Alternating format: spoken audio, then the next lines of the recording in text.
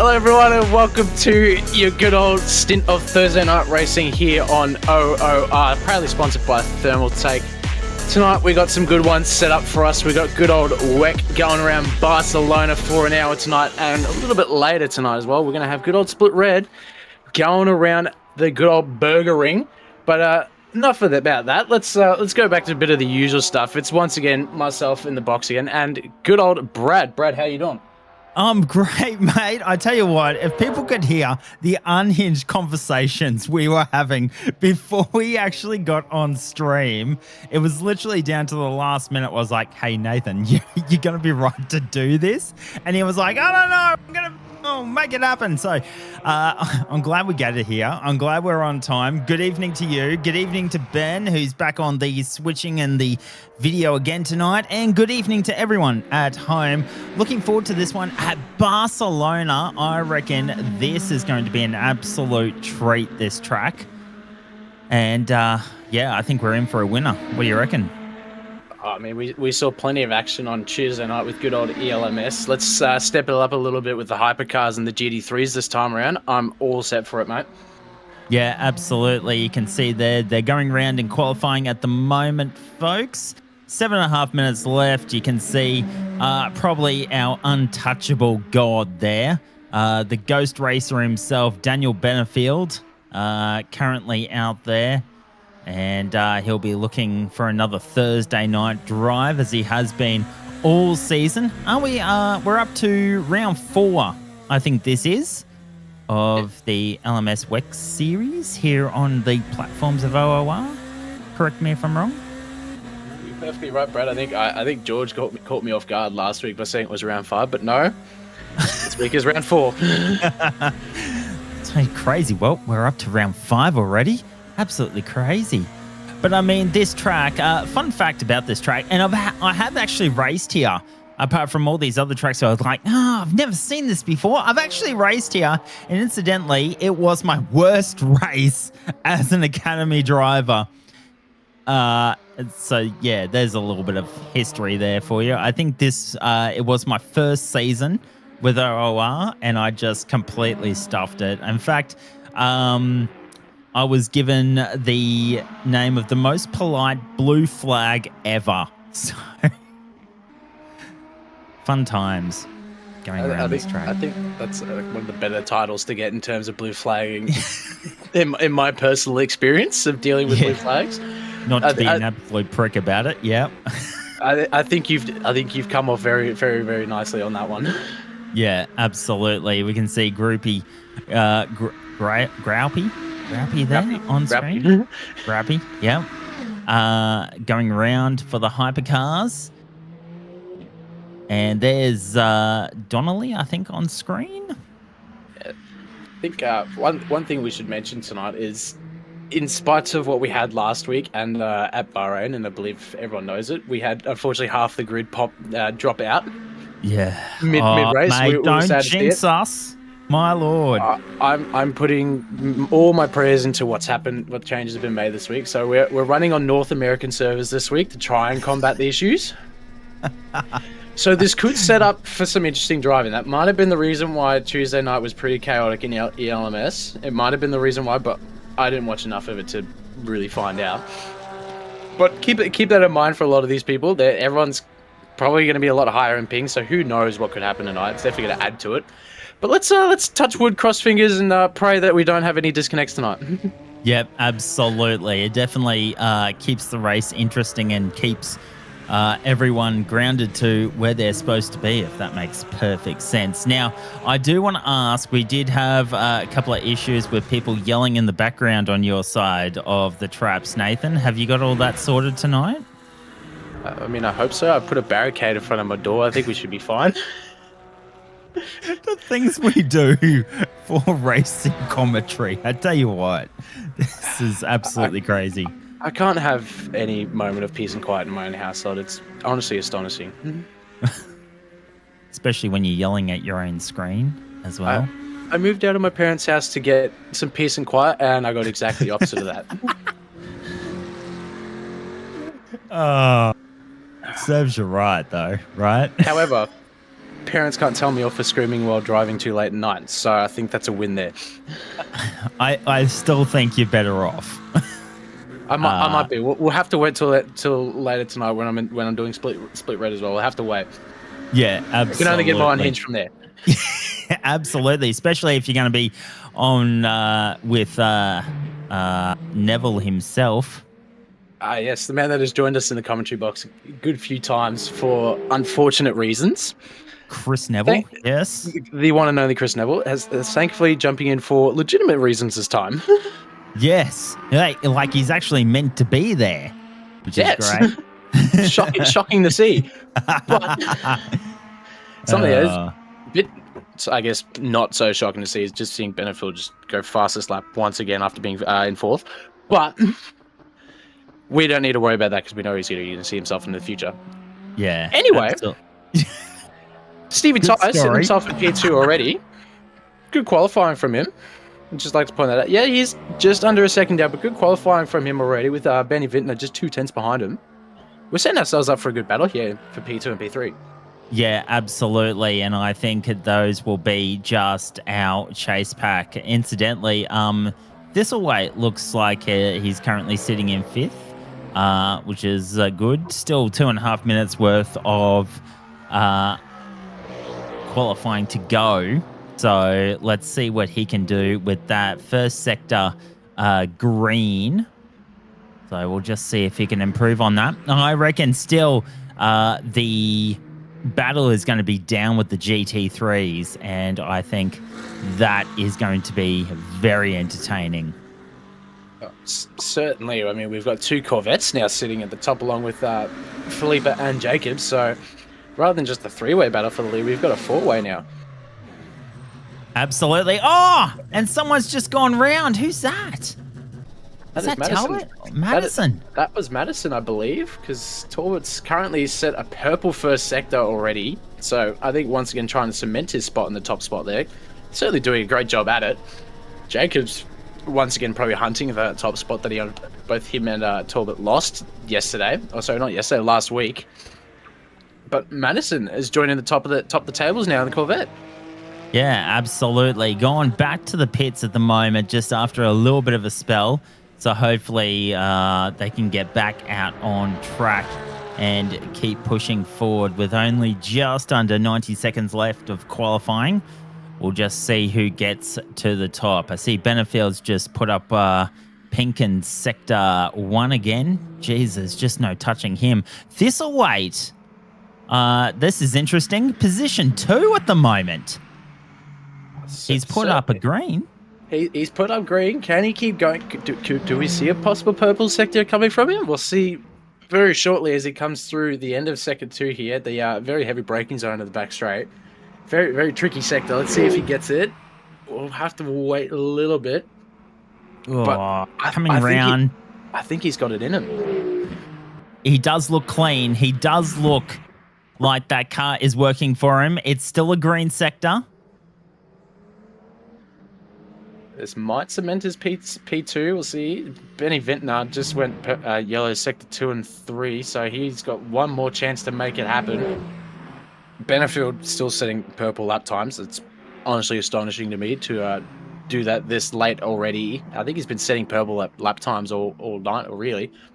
But with a yellow third sector, Thistlewaite's almost cementing his spot in second now. Unfortunately, a little bit slower in the third sector, but keep an eye out. He's crossed the line fortunate enough just in time to get another lap in. If he's got the feel for it, he'll probably go for it. But eyes up on your screen now for not Jacobs, Talbot, currently trying to, I guess, cement that top spot as well. But he's probably not doing the best for it as we see Felipe there having what looked like a little bit of a slide. Also probably trying to get a bit up high onto the podium for pole, but he might not make it there either. I mean, that last sector of the track is probably one of the hardest. I mean, you come off that straight, you really need to pump that brake pedal down into that kind of corner as you come back out and get ready to go in. I've also been brushing up on my Spanish, by the way. We've gone from French to Spanish? It's the Spanish track, isn't it? I believe Barcelona? Yeah, okay. Yeah, Spain. We're in Spain. Jeez, my geography's all over the joint. Clarifying. Oh my lord. My geography skills are not on point tonight. Jeez. No. So definitely Barcelona, Spain is where we're racing tonight. Now, La Caixa. Now, that is the corner they will actually brake to go into. So they come up on that straight and it's full pedal to the metal just to get that car slowed up. It's one of the most difficult parts of the track. I mean, especially for me as well. Yeah, I can agree with you that my short stint to driving around this track has not been good to me. But it's been good to some other people, like good old Talbot there, securing a pole for the GT3s. Harry Lawrence got a lap in there near the end and secured himself a P3, which is good to see. It's always great to see him out on track. Unfortunately, knocking Madison out of the P3 there, but still on the second row. Hypercars, we already know who's going to be at absolutely. We don't need to start there. We can just start at P2. I think the race can just be from P2 onwards. That's where it really matters. But our boy Cam Thistleway has secured P2. What a drive! What a guy! What a drive! Did not see that. Did not see that. P3, Benny Vintner. Drove actually pretty well last night in Split. Yeah, I was on comms with him last night. He was doing absolutely perfect. And he cemented P3 here in WEC tonight as well. And Stevie Ty just behind him, ready for another battle. And going for the GT3 grids for poor Felipa. She unfortunately got P5. Not one of her best that I've seen. I know she's got it in her to get P1, certainly, but it'll have to work for it. McNeil behind him, and Lele and Rossa, they're tailing behind. And then same for the hypercars. Johnston, Denali, and Packham also probably not as high up as they want it, but they're still there in that mid-pack battle. Absolutely. As we've been mentioning, it isn't an easy track, Barcelona.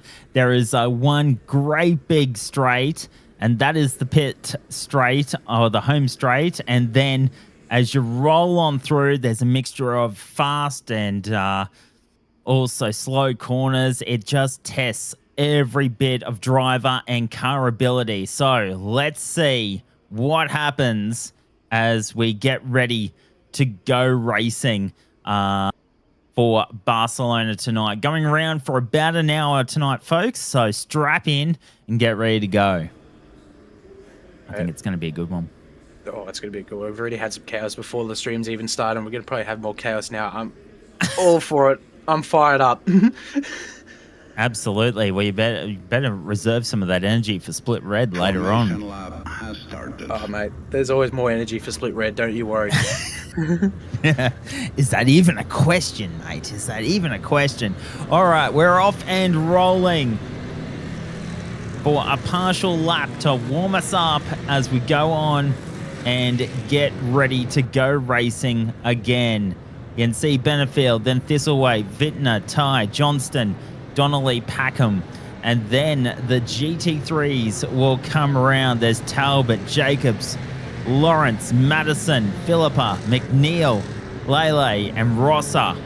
And then, of course, the undeniable Ford Mustang. That's what I was talking about. That's what I was thinking about there. Of Venture. Yeah. The mighty freedom machine of the Ford Mustang. Yeah. Powered by Bold Eagles. And something I probably shouldn't say online. Bold Eagles. Oh, dear. Wasn't expecting anyone to say bald tonight, so that's good. All right. Let's get ready for racing. They're on the straight. Let's get ready for racing. The green flag's gone, and they are underway. Cam already covering that inside line to defend heavily against both Stevie Ty and Benny Vintner, going side by side already into T1. You can see everyone jostling for position there. This way, nicely in front. Same with Benefield. A little bit of pressure there between Vintner and Ty. They've kept it together as well. Very, very clean start from the top two runners in the hypercars.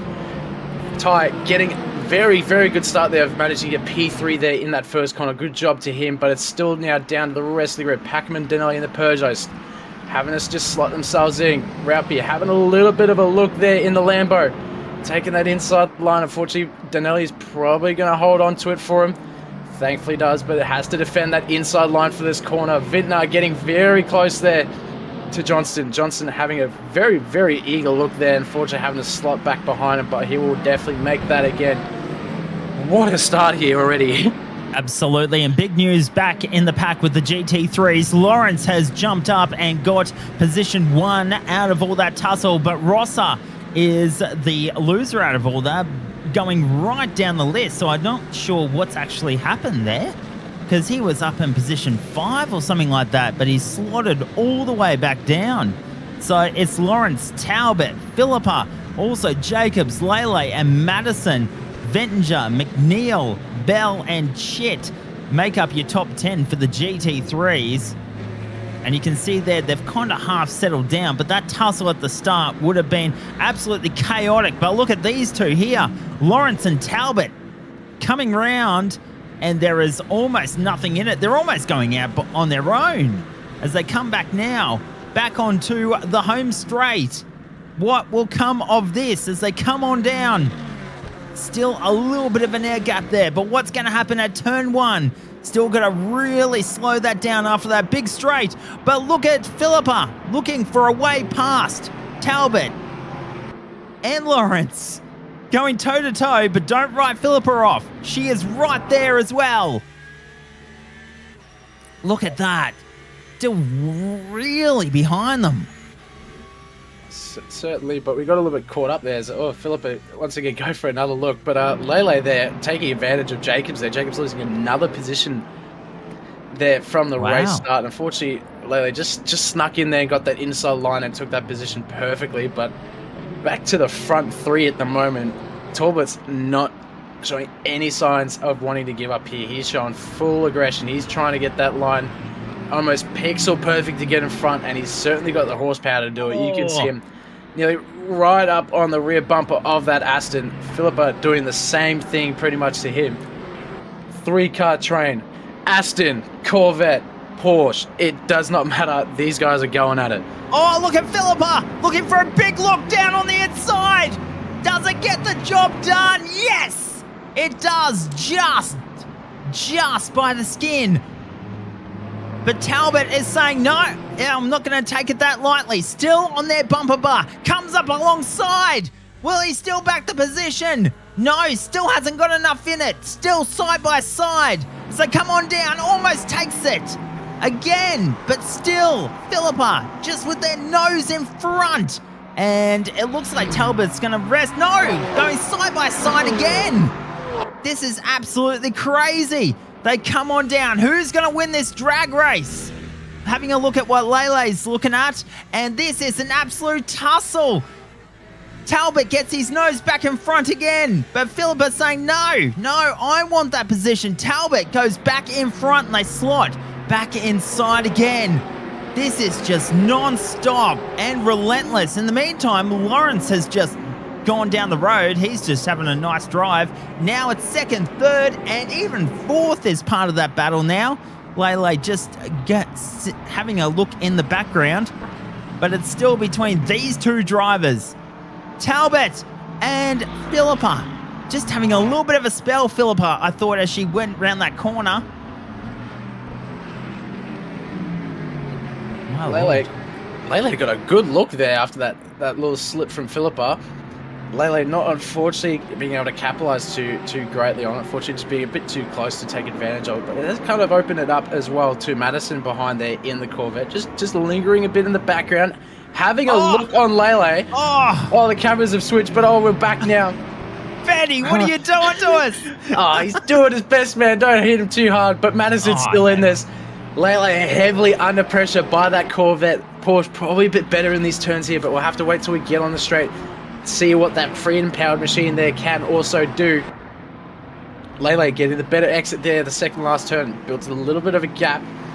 But is Madison going to have the slipstream down the main straight? Is there going to be enough to get that position? We'll have to wait and see very shortly. But it might just stay like this just for another lap. Just keeping it consistent. And having another look.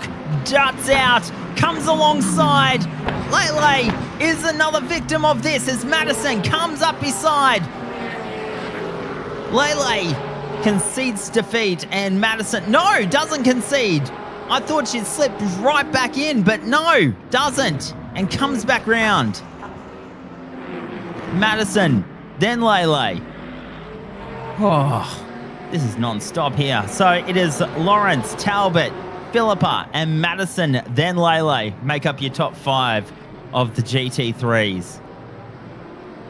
Yeah, but don't ditch who's outside the top 5 just yet. We still got Sean Jacobs and Vettinger right behind them. Vettinger having a look there on Jacobs, but not quite the amount of room to make it stick.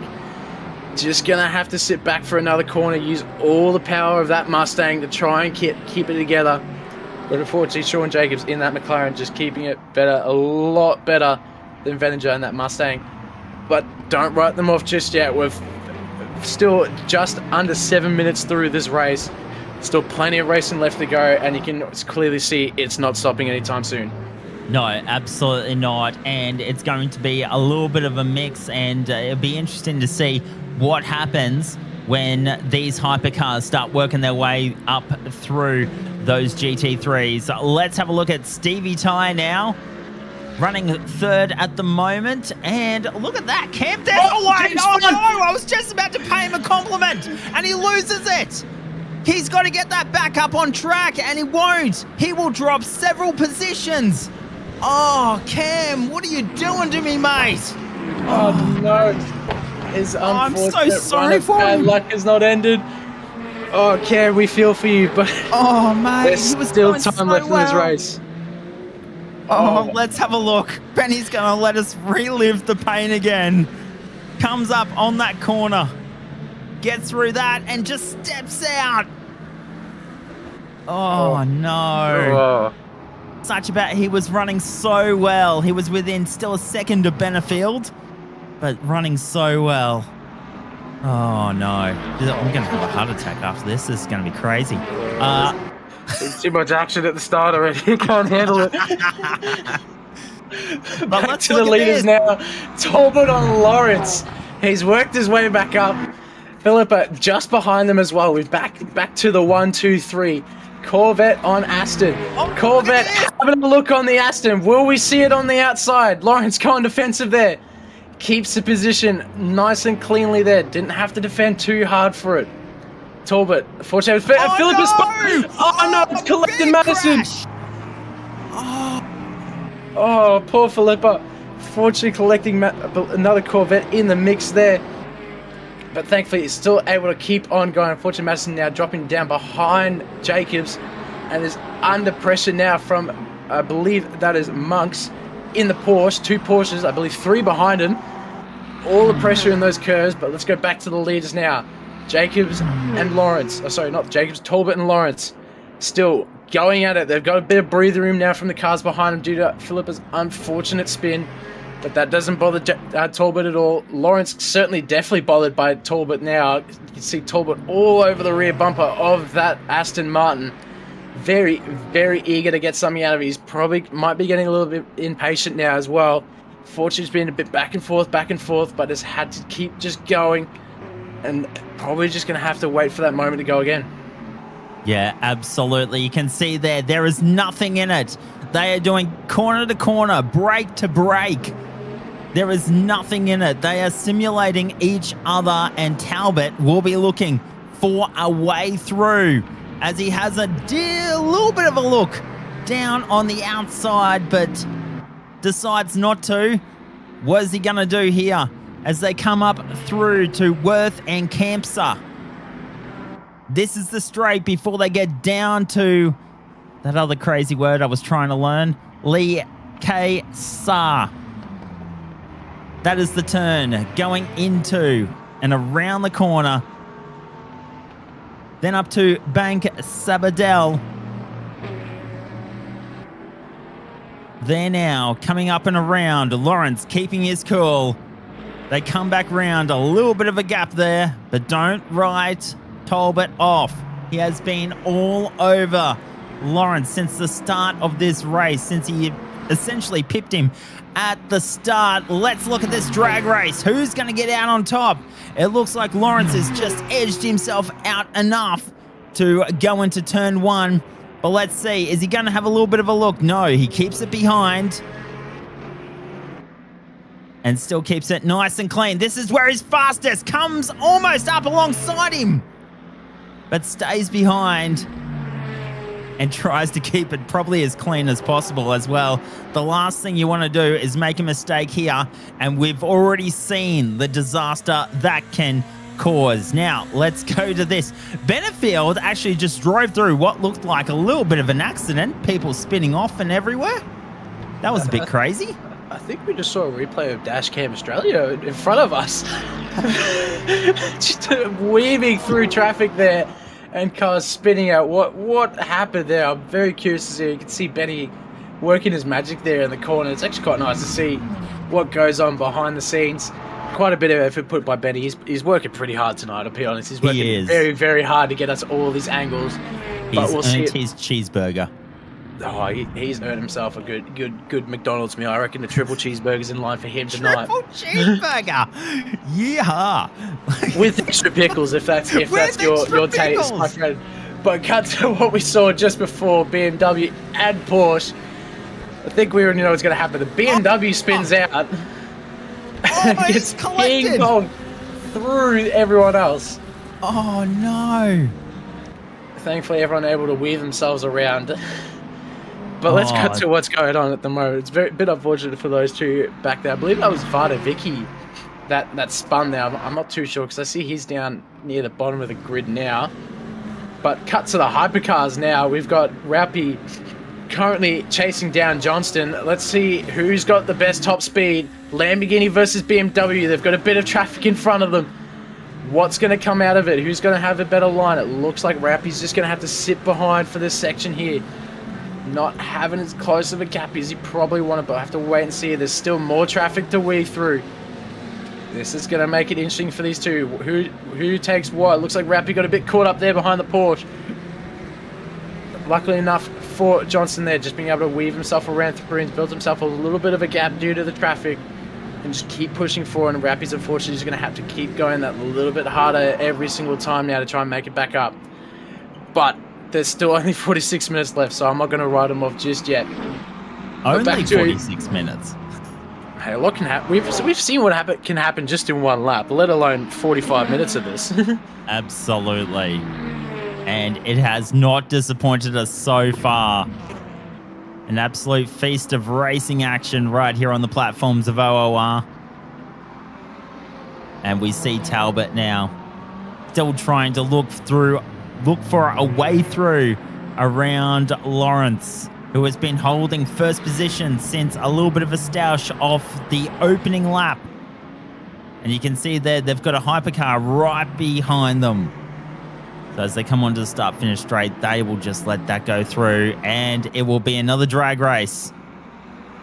You can see them, Talbot madly trying to draft, trying to get that. And it just pulls out a little bit, just has a little bit of a look. And they come back around, still nothing in it. As they come back around the penalty loop and into Renault.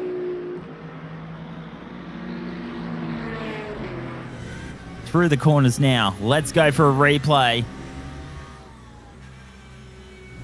And let's have a look at what happened here.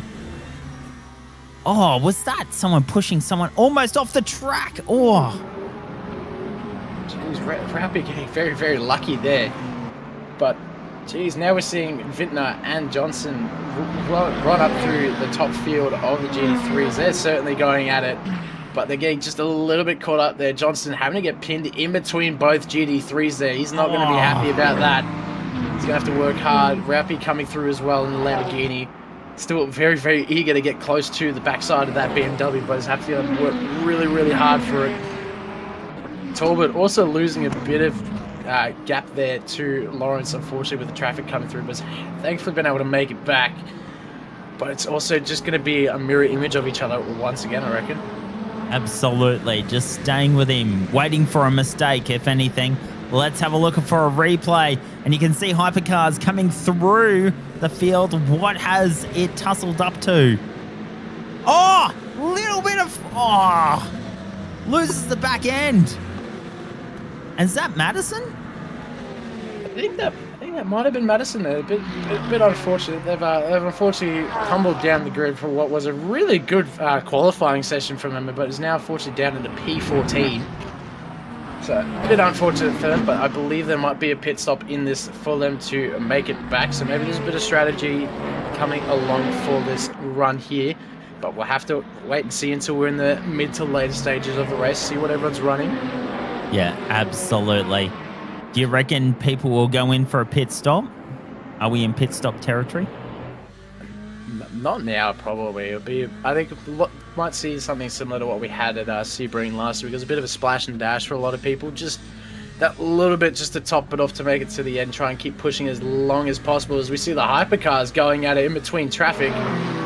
Could not quite see who that was there going around one of the Peugeots. But certainly everyone's working their way through the traffic here quite nicely. Oh, there was a little bit of a spell back there.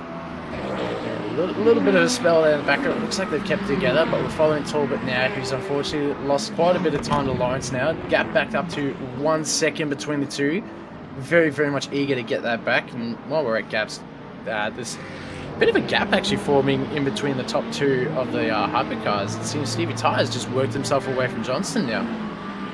Yeah, wow, that is, what, a 17-second kind of gap there. And then, of course, Benefield out there in front. He's got about a 8 to 9 second gap off Stevie Ty. And then poor Thistlewaite's in 13th. I might put bets on it now, but do we see Benefield getting a nearly 40-second delta this race? Oh, we're going to do this again, are we? We're just over a quarter of the way through, and he's nearly at 10 seconds. I'm going to go... Oh, geez, I was low last time. I went below you. So I'm going to go in front of you tonight. I'm going to go 41 seconds. Of course. Never mind that. Let's focus on what's currently going on. Raupi's worked himself back up to the backside of Benny Vintner. So, Benny Vintner getting caught up in a bit of traffic has unfortunately slowed him down, but it turned out to the good for Raupi here. You can see Johnson in front there of Benny Vintner. So, a little bit of a 3-4-5 battle going on here. They're a little bit spread out, but Raupi's very much eager for that fourth spot there. Certainly wanting to get definitely a bit closer to Johnson as he was having a small tussle with him earlier. He's now back down the field just a little bit because I believe he got caught up in Madison's unfortunate spin there earlier. But has come out pretty well of it. He's managed to work himself back up, and he's got all the room in the world to play with. They're in a bit of open air now. There's no traffic nearby. They've got a bit of room to play with. We'll have to wait and see what happens though, because Johnson then P3 will definitely probably be checking his mirrors shortly. Yeah, absolutely. So Benny Vintner now. Raupi behind him. And now, let's go back to the GT3s, and you can see there is still nothing in it. They're going to drag themselves back down the start-finish straight. And you can see there, on board with Talbot, there is nothing. Has a dive down the inside. Does he make it stick? No, he cannot. Oh, desperate dive. Comes up on the outside, though. A little bit of a cross-cry, a little bit of a tag. It sends him just a little bit off, but regains control. Lawrence just holding his wit as Talbot goes on the attack. Coming around the corner now. And there's a little bit of a gap there. Wow, just almost a desperate dive. Had all the speed in the world, but but Lawrence definitely shut the door. So let's see what they can do now. I think that might have been a bit too much too early for Talbot there. That was a certainly risky move there in the T1 for him. You could see the door closing right in front of him, and unfortunately he didn't quite just hold on to it. No, it's one of those, I guess, situations where you just, I guess, point the car and hope for the best. And you really shouldn't do that, folks, by the way. I mean, you can, but the consequences that might come out of it probably won't be the best. From my experience. Yes, and from my experience as well. at this ring when I was doing academy stuff. You can almost have anything academy, but this is where the big boys are playing out. Sorry to kind of discern your ability there. This is where the big boys are playing out. And Andrew McFarlane under pressure now as well in that Porsche. Very heavily under pressure there, but by someone I can't quite see at the moment. But they were certainly going elbow to elbow for a short bit there, and it's opened it up for Peugeot behind as well. That's Packham behind him. Oh, yeah. Oh, there we go. I'm getting caught up now.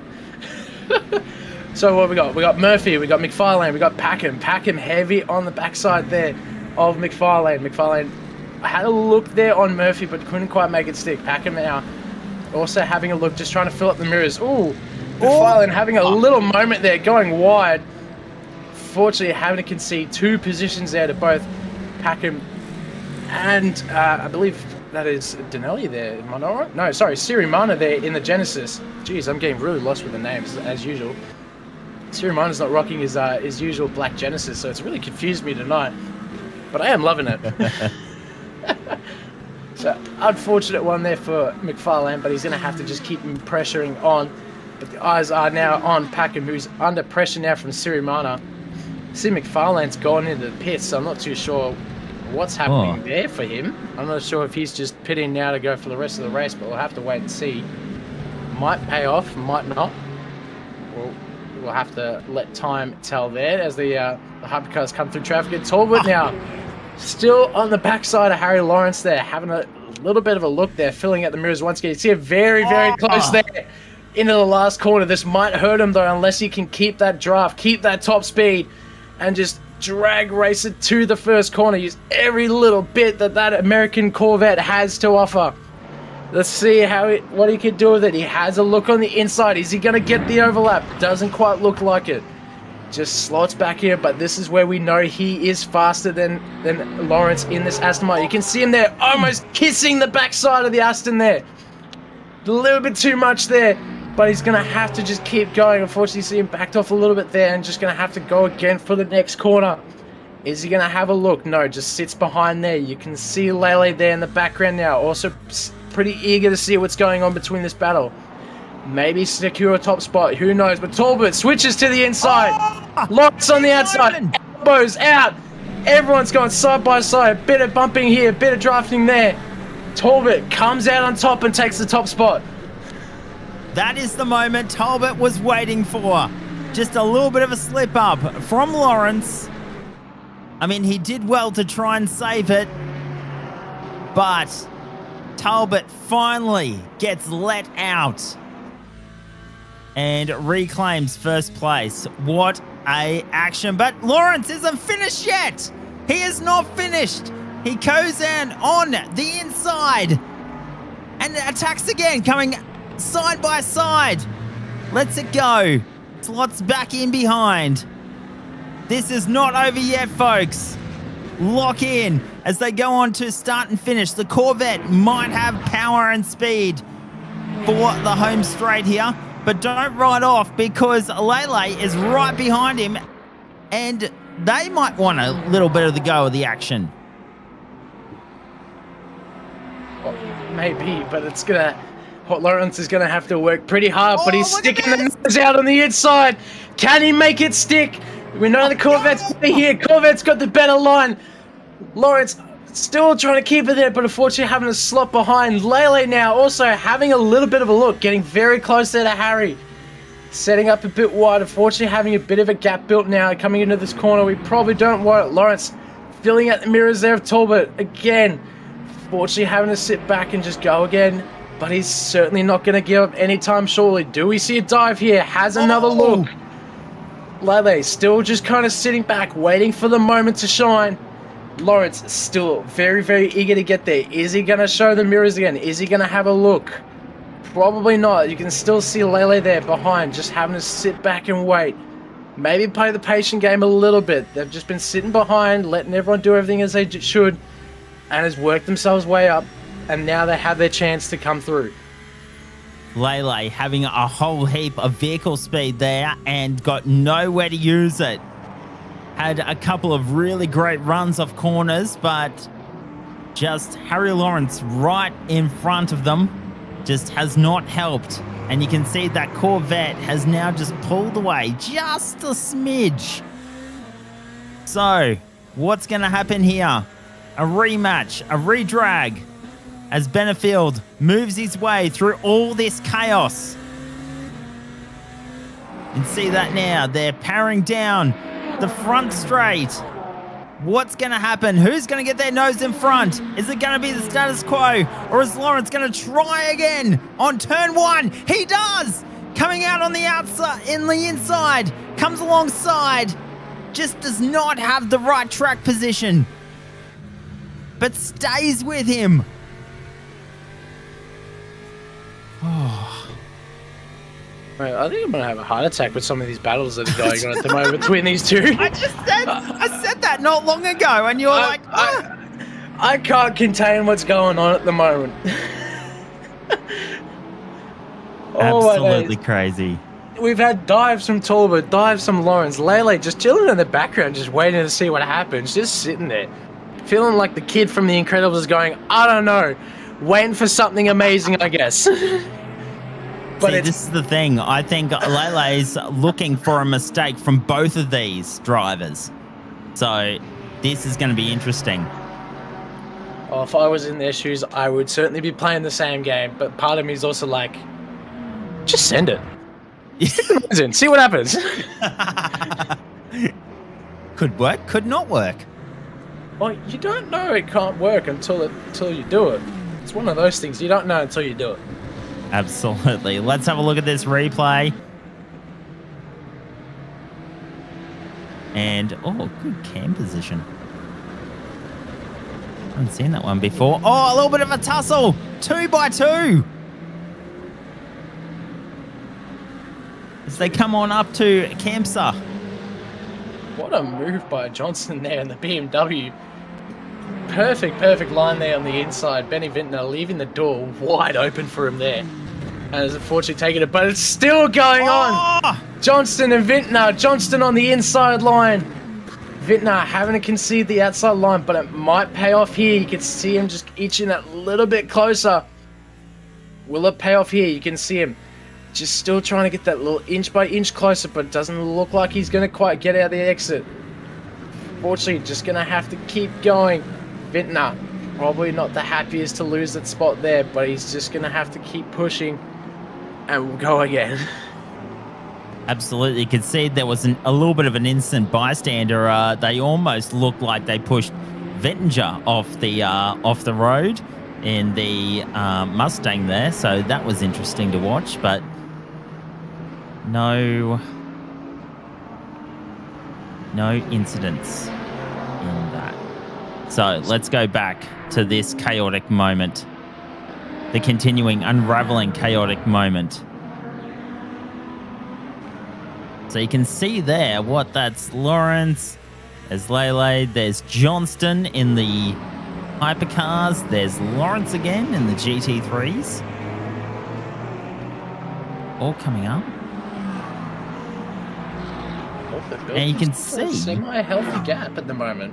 Yeah, I was about to say. He's built himself some breathing room, but unfortunately not for Lawrence. He's still under pressure by Hashan Lele, who got very, very close in the last corner, but unfortunately that Porsche just can't match that Aston on the exit. And it's just going to have to keep working hard in the corners. You can already see just the gap there on the straight by Lawrence there. Just getting perfect exit and being able to build that gap, but unfortunately still not catching up to Talbot there. And that good old Corvette there. So a bit of the focus now on P2 and 3. Harry Lawrence and Ashane Lele here. Aston Martin v Porsche. Lele just worked themselves up through. Had a very good look there before between Lawrence and Talbot were battling, but unfortunately couldn't do anything of it. Still probably waiting for Lawrence to make a mistake here. Maybe just still once again fill out those mirrors, just see them falling behind and patiently waiting for that moment, playing the smart game here, and hopefully it pays off. Absolutely. They come on down through Worth now. On their way through Worth. Then coming up to Kempsa. You can see Lele edging closer and closer, just ready to pounce at a moment's notice. Coming down into La Kaysan. So let's go back to a little bit of a replay. Oh! Absolutely lost it. Who was that? It's one of the Toyotas. No, not the Toyotas. Oh, that's not Stevie Ty, is it? No, it's not Stevie Ty. I believe it might have been Stan Boscovas there in the Toyota. Bit unfortunate for him. I've always loved him as a driver. He had a good race yesterday in Split Yellow.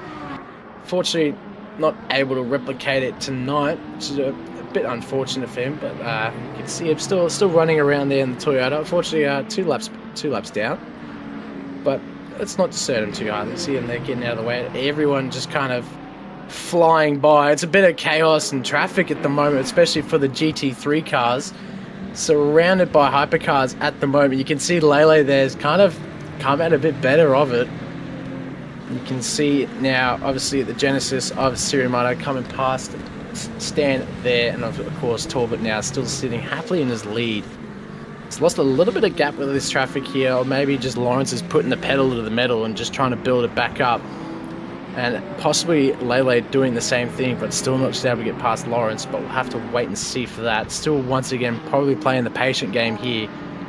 And still waiting and seeing as we're now just coming across the 27-minute mark for left in this race. So everyone might be getting to that point where they go, do I pit? Do I get fuel? Do I keep running? Do I keep track position?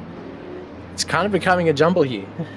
Now, what is really disappointing is looks like Thistlewaite's just called it a day. He's been in pit for a little while now, which is unfortunate. Qualified second, and that's a little bit disappointing. Along with Ellis, and I can't see who that third driver is. But, oh well. It's a bit unfortunate. Maybe Thistlewaite also got hit with, maybe he had some mechanical issues. Or maybe that spinner that he had a bit before was probably not the greatest for his car, and maybe he's unfortunately had to pack it up. But bit unfortunate for him, but we'll have to keep focusing on what is currently happening at the moment, which is obviously that Harry Lawrence and Lele is still going at it. And also just looking at, just cruising through some of the penalties that we've had come through. There's been a couple dished out. Poor Matty Chit there in P7 of the Porsche has been slapped with a 5-second penalty. I believe that will be applied post-race, as LMU still hasn't fixed the live penalties stuff at the moment, which is a bit sad. Annoying. It's a bit sad. I mean, especially if you're a driver on track and you know that you want to know if they've got a penalty, you want to know if you can keep pushing or not. Yeah. If you need to fight for them or if you don't need to, it's a pretty handy thing. But there's been a few others. Tunstead, unfortunately, has copped a 15-second penalty. Oh dear. So I believe that was for some contact that was near the start of the race. It was about lap 8. Not quite sure what lap we're on now, but that was a bit unfortunate for him. And car 76, which I'm still trying to figure out who that is, because obviously the numbers you see on the car don't actually line up with actual drivers. Yeah. A bit unfortunate. That was McFarlane that's been slapped with that penalty there. He got right. He got a 5-second penalty, which under our little list here says an infraction. So that could be unsafe rejoin. That can be exiting the pit wrongly or entering the pit wrong. Could be anything. But he's unfortunately been slapped with a 5-second penalty, which is not helping that too much because unfortunately he's sitting at the back of the grid. But maybe he might be able to work his way out. But we'll have to wait and see. As Lele's had a look on Lawrence. Lawrence going defensive on the inside and has done it perfectly. Kept that position, but Lele's still just creeping up behind that Aston, but is probably not going to be able to do anything out of it as we see Rappi now coming through in the Lamborghini. Hopefully sees himself well and truly through to let them continue battling. Lele very much still holding the heels of Lawrence there, not giving up whatsoever, and certainly being well patient about it. Absolutely. It looked like she was just going to jump out and make a little bit of a move, but obviously just keeping it nice and tight at the moment. Here, let's go for a replay. This is coming round. Sand. Oh! Smack. Is that Madison again? And is that Lele? That was, I think that was that was someone else. That was our spin. I think we saw at the start. That was when Paul Filippa had their unfortunate spin, right. And Madison got caught up into it. So that might explain a little bit for why Madison had a little bit of a tussle there. A bit later on, after, so you can just see that they had a bit of a tank slapper moment, and unfortunately had to see themselves off the track. So Paul Madison now sitting pretty much at the back of the grid on the lead lap, which is a bit unfortunate once again, because they were pretty much fighting for the top spot at one point. Yeah, absolutely. Talbot now got a little bit of an air in between 1 and 2 with about a 2 to 3 second lead. Benefield, 23 seconds in front of Stevie Ty, then Vintner, then Johnston, then Packham is your top 5. Then Talbot, Lawrence, Lele, Vettinger, and Jacobs are your top 5 for the GT3s. With about 23 minutes to go. I tell you what, time has just flown by. I haven't even looked at the time for ages because the action has just been non-stop.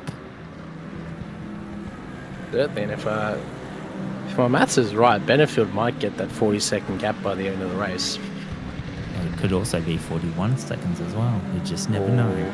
Oh, we'll have to wait another 23 minutes for that. Tell you what, if you win this bet, you get a crisp high five from me. How about that? All right, I'll fly down to Melbourne and I'll grab it from you. I don't think you want to fly down to Melbourne, mate. The weather's really don't. It's pretty shit. It's cold. I tell you, I was down there a couple of times last year, and I'm not a giant fan of Melbourne, to be honest. Most livable city. No offense. Oh dear, tackling the world's biggest issues, and this race at the moment.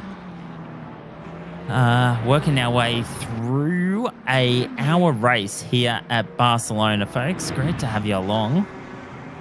Still focusing on this Harry Lawrence and Lele, and this is non-stop. So Lawrence was under attack by Talbot for pretty much half the race. Talbot eventually got by, and now Lele. So Lawrence really hasn't stopped defending. He has really just done it all race. Lele's just been putting on the pressure just by being there, to be honest. I'll be honest, you have a Porsche in your rearview mirror. It's kind of scary, to be honest. Yeah, yes, absolutely. Have many a time. Is there going to be a moment where the pressure just cracks for Harry Lawrence and he's unfortunately just not able to keep up with it? Well, this is going to be the thing, and only time will tell now. All right, let's go back to the hypercars. And James Tunstead is who we're focusing on at the moment. And he is chasing Packham. Is he going to make it? No, Sirimana's having a dive on the inside. Oh, my days. Elbows out between the two. Can he keep it together? Still, side by side through turn 2 here. Coming up across traffic as well. Unfortunately, Tunstead having to keep it there. Still jumping elbow to elbow, shoulder to shoulder. There's nothing left in it. Sirimana covering that inside line, but it might not pay off now. For this next corner, you can see him on the outside line, possibly compromised now. You can see Tunstead, a bit more overlap, and he's going to get in front and hold that position one more time. Wow. Side by side. That's Lele. Big issues. I wonder what happened there. Oh, no. So Lawrence has just got a whole heap of free room now. He's probably just going to put on the attack to go and get Talbot again. But Lele has now dropped down to 6th. What happened? Benny will tell us as they come back round the corner. Around here. It just steps out. Oh, no. How disastrous is that? I feel so sorry for Harry Lawrence, but not so much for Lele, who's now putting pressure on to Matty Chit, possibly unaware that he has a penalty being applied to him. So everything's out the door now. Porsche on Porsche action. I tell you what, we didn't need the server to crash tonight. This has just been amazing so far. You've said it, now it's going to happen, Brad. You've said it, now it's going to happen. Don't jinx me. You've already said it. It would have already happened. Oh, have a look at this. Lele not happy, so looking to get away through, and Chit is under attack. You see how close she was just there. Oh, I won't write off Matty, though. Matty Chit in that Porsche. I've raced with him a few times. Been fortunate enough to race with him in the P2s, and this guy's arguably a defensive masterclass. Full stop. I can't get around him. Maybe Ishan and Lele can do the same, something better, because they're better than me at driving, let's be honest. But that's not riding off Chit. Chit's a beautiful driver. He's going to hold on to this every inch of his life, and you can already see he's built up a bit of breathing room now to Lele. So he's played it perfectly. He absolutely has. With the pressure somewhat dissipating, let's go to King now. Dylan King, as he comes down the home straight. I really want to know where he is, but I can't find him on the thing there. Maybe it's just me looking. I'm not sure. Dylan King.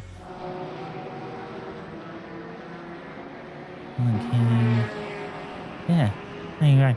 All right, let's go back to Matty Chit and Lele and this interesting battle here. This is for position 6 and 7, though, folks. So Chit's in 6th, Lele in 7th. And then, of course, Talbot Lawrence Ventinger is doing actually really well. That Mustang is up in 3rd position now. So well done. Then Jacobs and then Bell is your top 5. Bit of a toss around in the grid this week. Thankfully, not to touch wood server issues. Oh, you said it. That's it. It's going touch wood, crossing fingers, crossing toes, praying, touching wood, doing everything I can, and I think Lele's doing the same to get past Chit. Getting very close to the Chit. I was almost a bit worried there they were going to make contact, but thankfully not. But you don't want that. I've almost said it too many times now. I feel like it's like Beetlejuice. We've said it 3 times now. It's going to happen. I'm getting worried now. Well, 16 minutes left. I hope it doesn't, because that would just really wreck this amazing race we've just been able to call. It has been non-stop action. And just have a look at Lele having a bit of a look on the outside. She will have the inside line as they come on into turn 1 and still has it, gets her nose in front and still keeps that consistent. Matty Chit stays there, but still falls back behind and probably decides, no, I'll get you later. What a send there. Ooh, Tuesday just go off there. Oh, we've got a Ferrari off the track as well. Jeez, there's action everywhere going on. Oh, bit of chaos here, there, and everywhere. It was, look at this! Shit, almost going into the back of the Ferrari there. Oh. That would have been very lucky there. It would have not even seen the traffic while trying to rejoin. That was hectic. Oh, jeez. Oh, I cannot focus on what's going on at the moment. There is action everywhere. Let's go to the hypercars. And Tunstead is back under attack by Saramana. And you can have a look. And has he got past? Yes, he has. Has he? No, but he's still chilling No, behind. not yet. Pack him in front, but Saramana's gone off. Oh! Has he kept it together? I think he has. There we go. You see him in the background. Packenby and Tunstead now. Tunstead behind Packenby. He had a bit of a closing moment. There's a Porsche on the side of the track. What is going on? There's cars everywhere. This is crazy. It's turning into a car park. I haven't had a chance while we're to at do it. any Haven't even had a chance to do any interesting facts yet because there's been no time to. This is crazy. It's turning into a Friday night at KK's here. We got cars parked up and no one knows what they're doing. These are supposed to be like ready races. These are sprint races. Like, these are a step up from Academy. And maybe a further step up from you and I, my friend. Big step up. Big step up. But Tunstead still keeping it there in 5th position. Chasing Packham.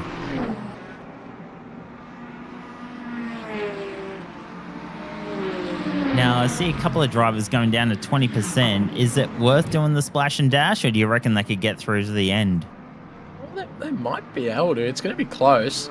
I can see Lele, Chit, and King there sitting below 20% / below 20%. So maybe they, you know, if I was Lele and Chit, probably not fuel saving at the moment because they're very, very much close to it. Let's have a look at this. This is going to be just crazy.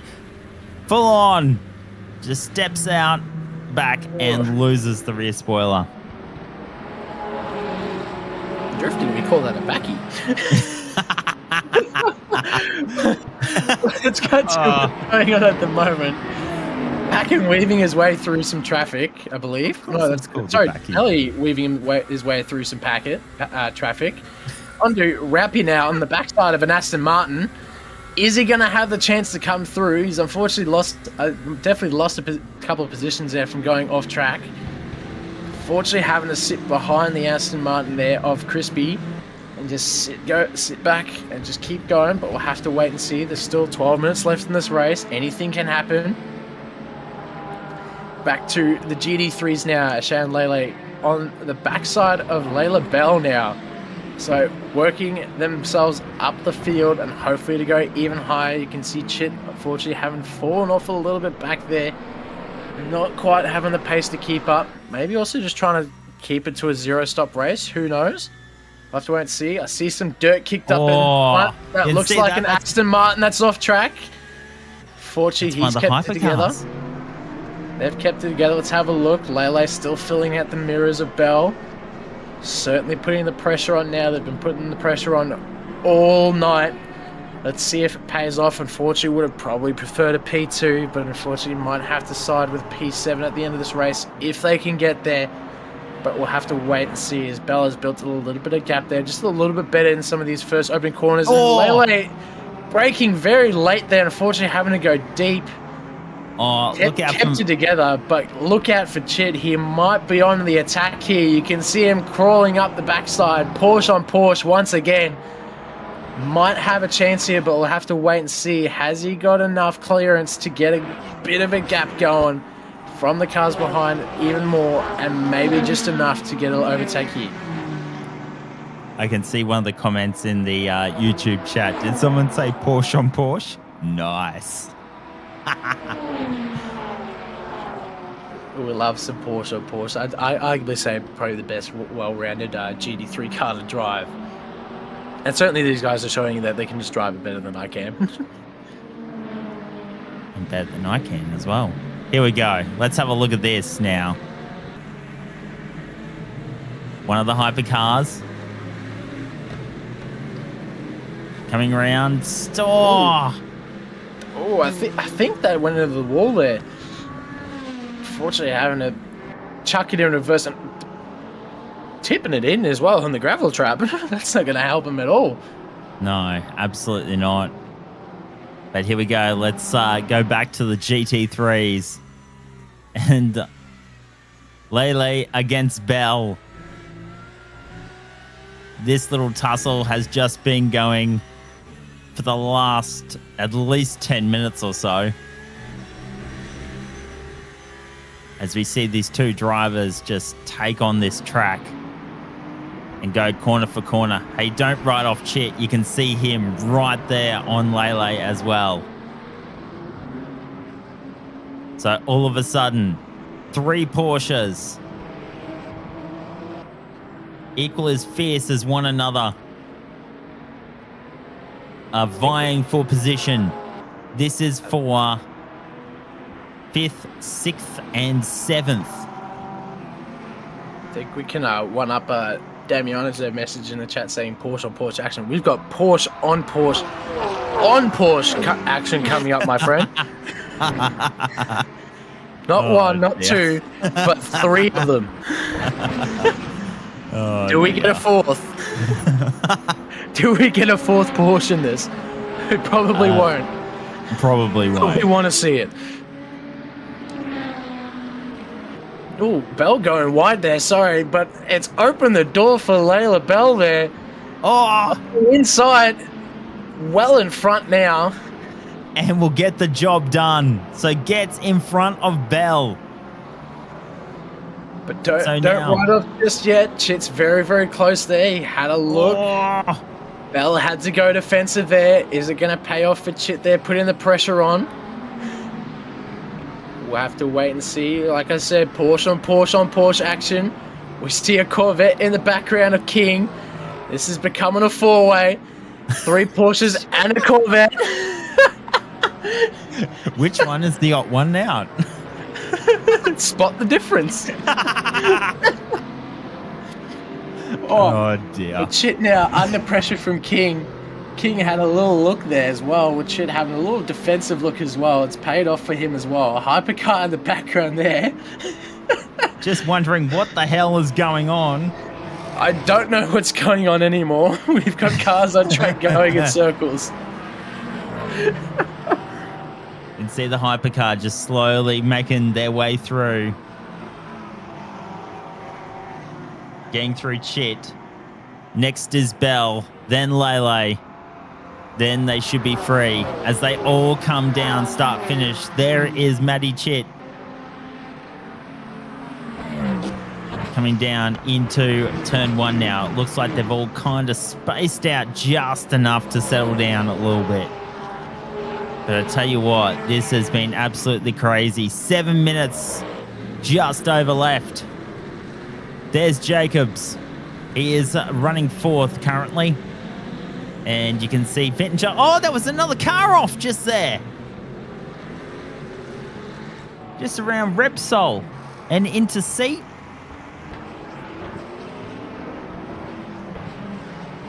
But back to Matty Chit. As we see this little battle, you can see the Corvette in the background of King. Then McNeil behind him. Then Spenceley.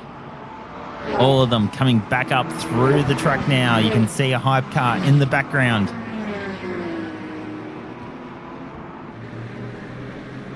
Now let's have a look at this. This is probably the little bit of a spin-off that we saw. Yep, coming around and pulls it up, gets it off the track.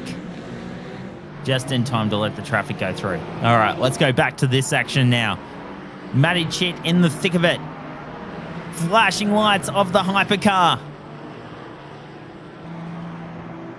See them push through, and it looks like... No, these guys are going into pit. Vettinger's there, and it looks like... Is that Matty Chit there as well? Yeah. So, decided... And followed along with him. Decided that, no, this isn't enough. We need some more virtual energy.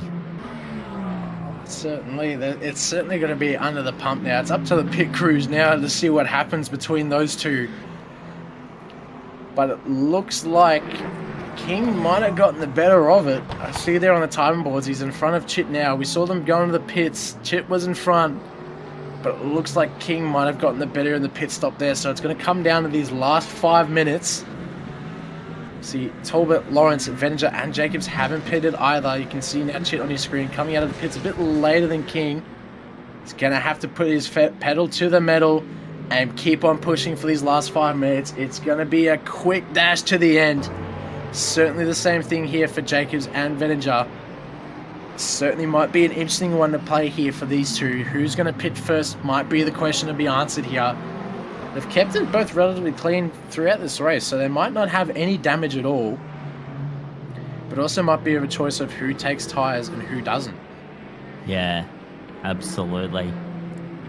But surely not with 4 minutes left, you would take tyres. Wouldn't you just run with what you've got to the end? You would think so, but sometimes you forget you've left tyres on in your pit Oh, menu yeah. and you don't No, realise. I have done that before. Yes. So I almost made that mistake at split yellow last night. Thankfully didn't. Make sure you turn that off. Yeah, that would have been a good save. I mean, it didn't help my result either way, but enough about last night's racing. I think we've heard enough about that. Back to what's currently going on. Sean Jacobs in the McLaren, doing what he does best, keeping it clean, keeping it smooth. Following Vettinger in that Mustang up in front. Small gap between the two of them. Obviously, you can very much see that Jacobs is very, very eager to close up that gap. Obviously, a bit further up the grid. Talbot's seen himself to a nearly 3-second gap. So, And can I just say, Benefield, 42 seconds. So I will take that. Thank you very much. That high five. You'll owe me book one. your tickets to Melbourne, my friend. Book your tickets to Melbourne. Not now, though. I'm not going to do it now. Not while it's cold and miserable. Don't do it ever. in the summer either.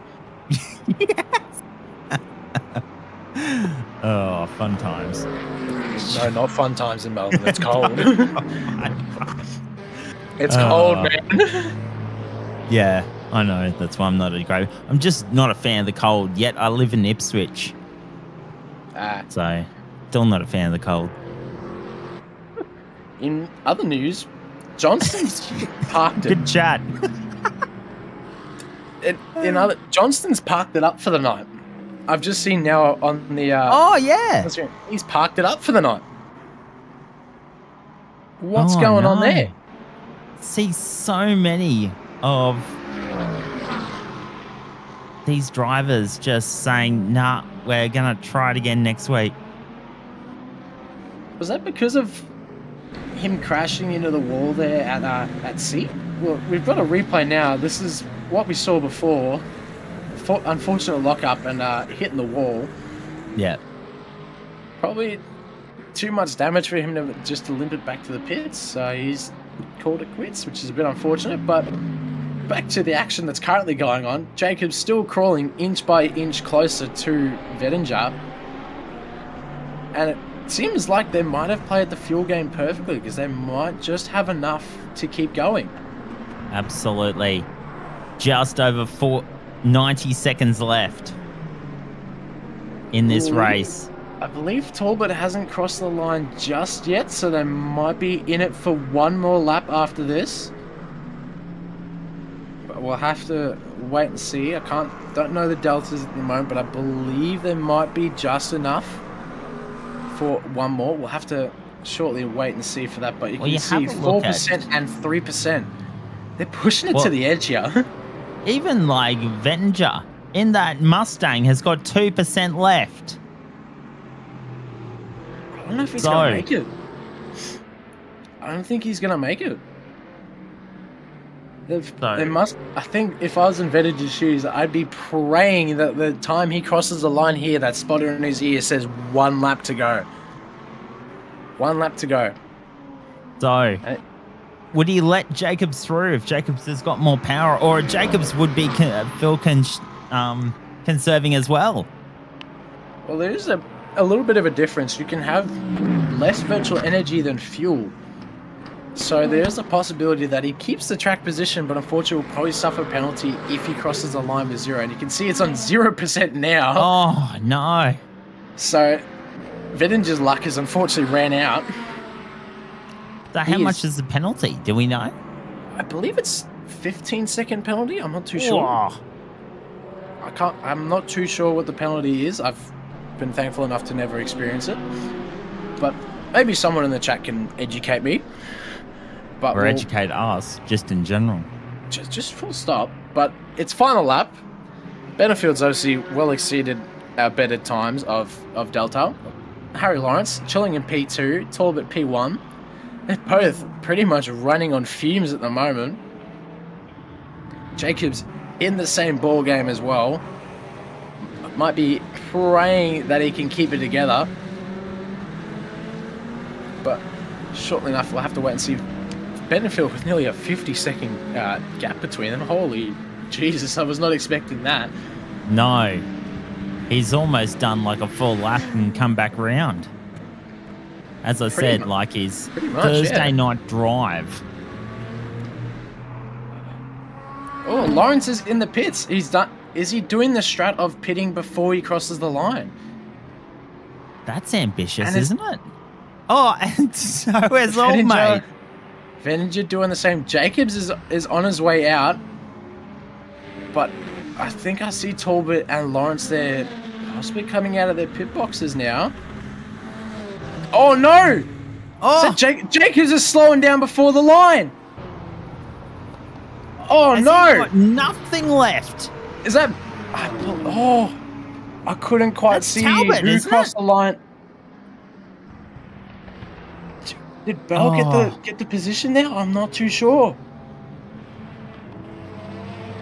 The timing boards are telling me that Jacobs crossed the line before Bell, but did he have virtual energy left in the tank before he crossed the line?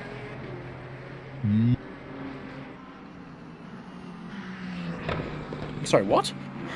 They're still racing. We've just had Ben in our ears telling us they are actually still racing. Front two are still going at it. I was not expecting this out of tonight. No, absolutely not. So Talbot and Lawrence go head to head once again. What are they going to do? It looks like Talbot's got a little bit of air there, and it looks like he might be safe, but don't ride off Lawrence. He's pulled a rabbit out of the hat before. Let's see. Let's ride on board with him and see how close he gets. Coming down. Hard on the brake. Round the corner. Little bit of a slip there from Talbot, sorry. Coming back round. Talbot's got no fuel. Talbot's got no virtual energy. He didn't put enough in. So what is going to happen? They're on the start-finish straight now. Is it going to be a drag race? He gets within striking distance. Is Lawrence... I think Lawrence crossed the line with enough in the tank. I think he might have just taken P1 out of this. What an unbelievable story out of this race. I think Harry Lawrence just might have gotten P1. The timing board doesn't say it yet, but it looks like he has. He's got virtual energy on board. Talbot's just gone back to the pits, and you can see Lawrence there just doing a little bit of celebration. So, to wrap it up, let's have a look at how it ended. Benefield, number one, as always, for the hypercars. Then Stevie Ty, then Vintner, and Saramana did really well. 4th position. Donnelly, 5th. Rupee in 6th position. Packham, 7th. Lewis in 8th. Murphy, 9th. And McFarlane is in 10th position. Let's have a look at the GT3s. Talbot, Lawrence, head-to-head the entire race. Still puts Talbot up on top, so that's a bit weird. Then Vettinger, and yeah, it was just an incredible race. Incredible race. So, thank you to all the drivers. That was amazing. I don't know what to believe of that last lap, genuinely. No, I can't make sense of it either. Absolutely not. But appreciate your company. Thank you to Thermaltake for making this stream possible. And thank you again, Nathan, for putting up with me for another Thursday night. I think it's the other way around, my guy. You've dealt with me for 4 weeks straight.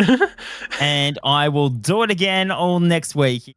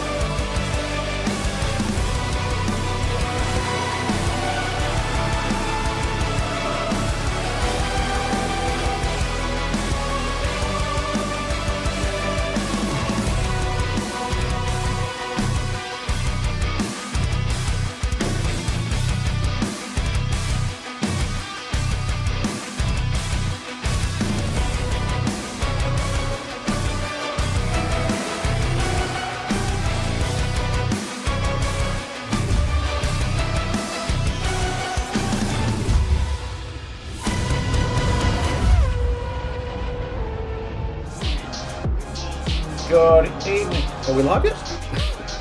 Yes. Yes, we are, Chris. I can still hear the intro music. But anyway, good evening, ladies and gentlemen. We are here for Split Red at, where are we? We're at the Burger Ring, my friend, the NURBURGRING. I always call it the Nuremberg-Ring, and that's a different thing entirely, so, yeah. I think you're more fried than I am. Hey. Anyway, we're here. We were just having this conversation before. Round 4? Round 4 of Split Red?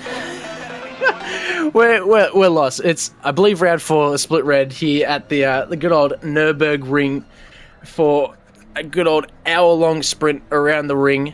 And after my performance yesterday, I kind of want to ignore this track from now on.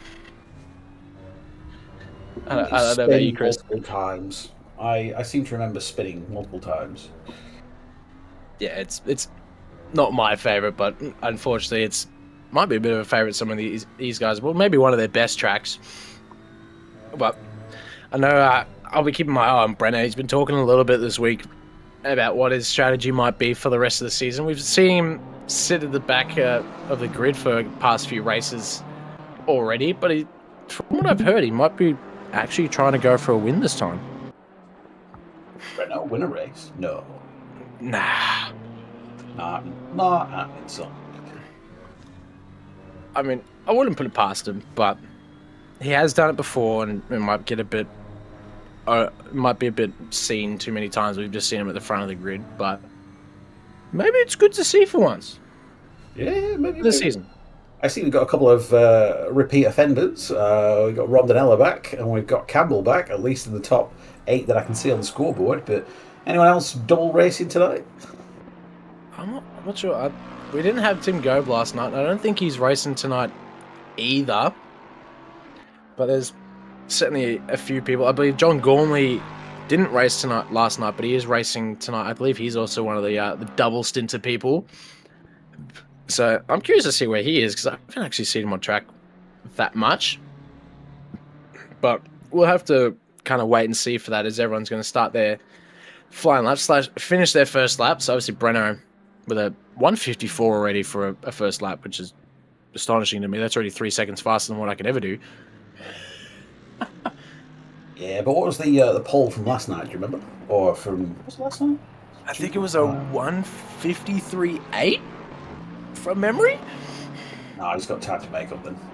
Yeah, plenty of time. But my eye is going to be on Chris Kuehl in the Jag, as George and I have been saying for the past few weeks. We want to see this Jag succeed, and hoping for it. P11 already on his first lap. He set himself pretty solidly there. John Gormley just behind him with a second difference already. So hoping maybe something more can come out of him. I've heard Tim gas him up quite a few, but we'll have to wait and see that. Following Carl Johnson now in the Porsche, seen in P8, the 155.2. It's already still miles faster than what I can do, but I might just have to keep a close eye on him. I know it'd be a force to compete with in the midfield. But what do you think, Chris? I mean, if we're going to compare people faster than you, we're going to have to go further down the field than 8th. But in general, I'm just curious as to what's going to happen. I normally miss Split Red. So I heard it was a bit of carnage last week. So we'll see what Turn 1 comes up with. Because I know Turn 1 was carnage last race with Split Yellow. Yeah, I put a blame on Barrel for that one. Yeah, made everyone nervous. We call him the resident terrorist for a reason.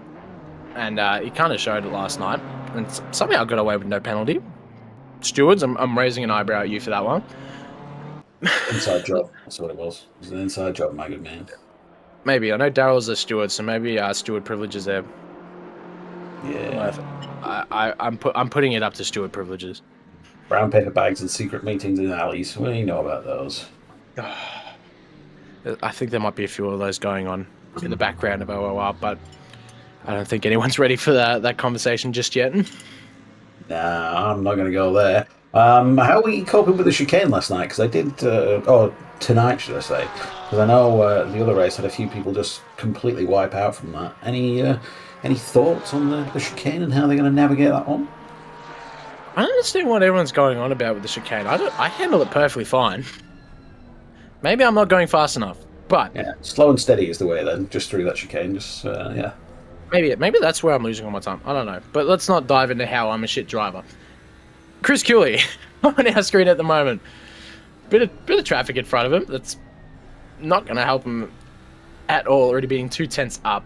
I believe that might be Stan in the Lamborghini in front of him. So another double stint driver as well. I think did he win last night? I'm not too sure about that. I wasn't paying attention too much to the result after last night's race, but I think he did. I know one of the Why Nots won. I think Griffiths came and got hit by somebody and then came back the field. So yeah, I think it was him.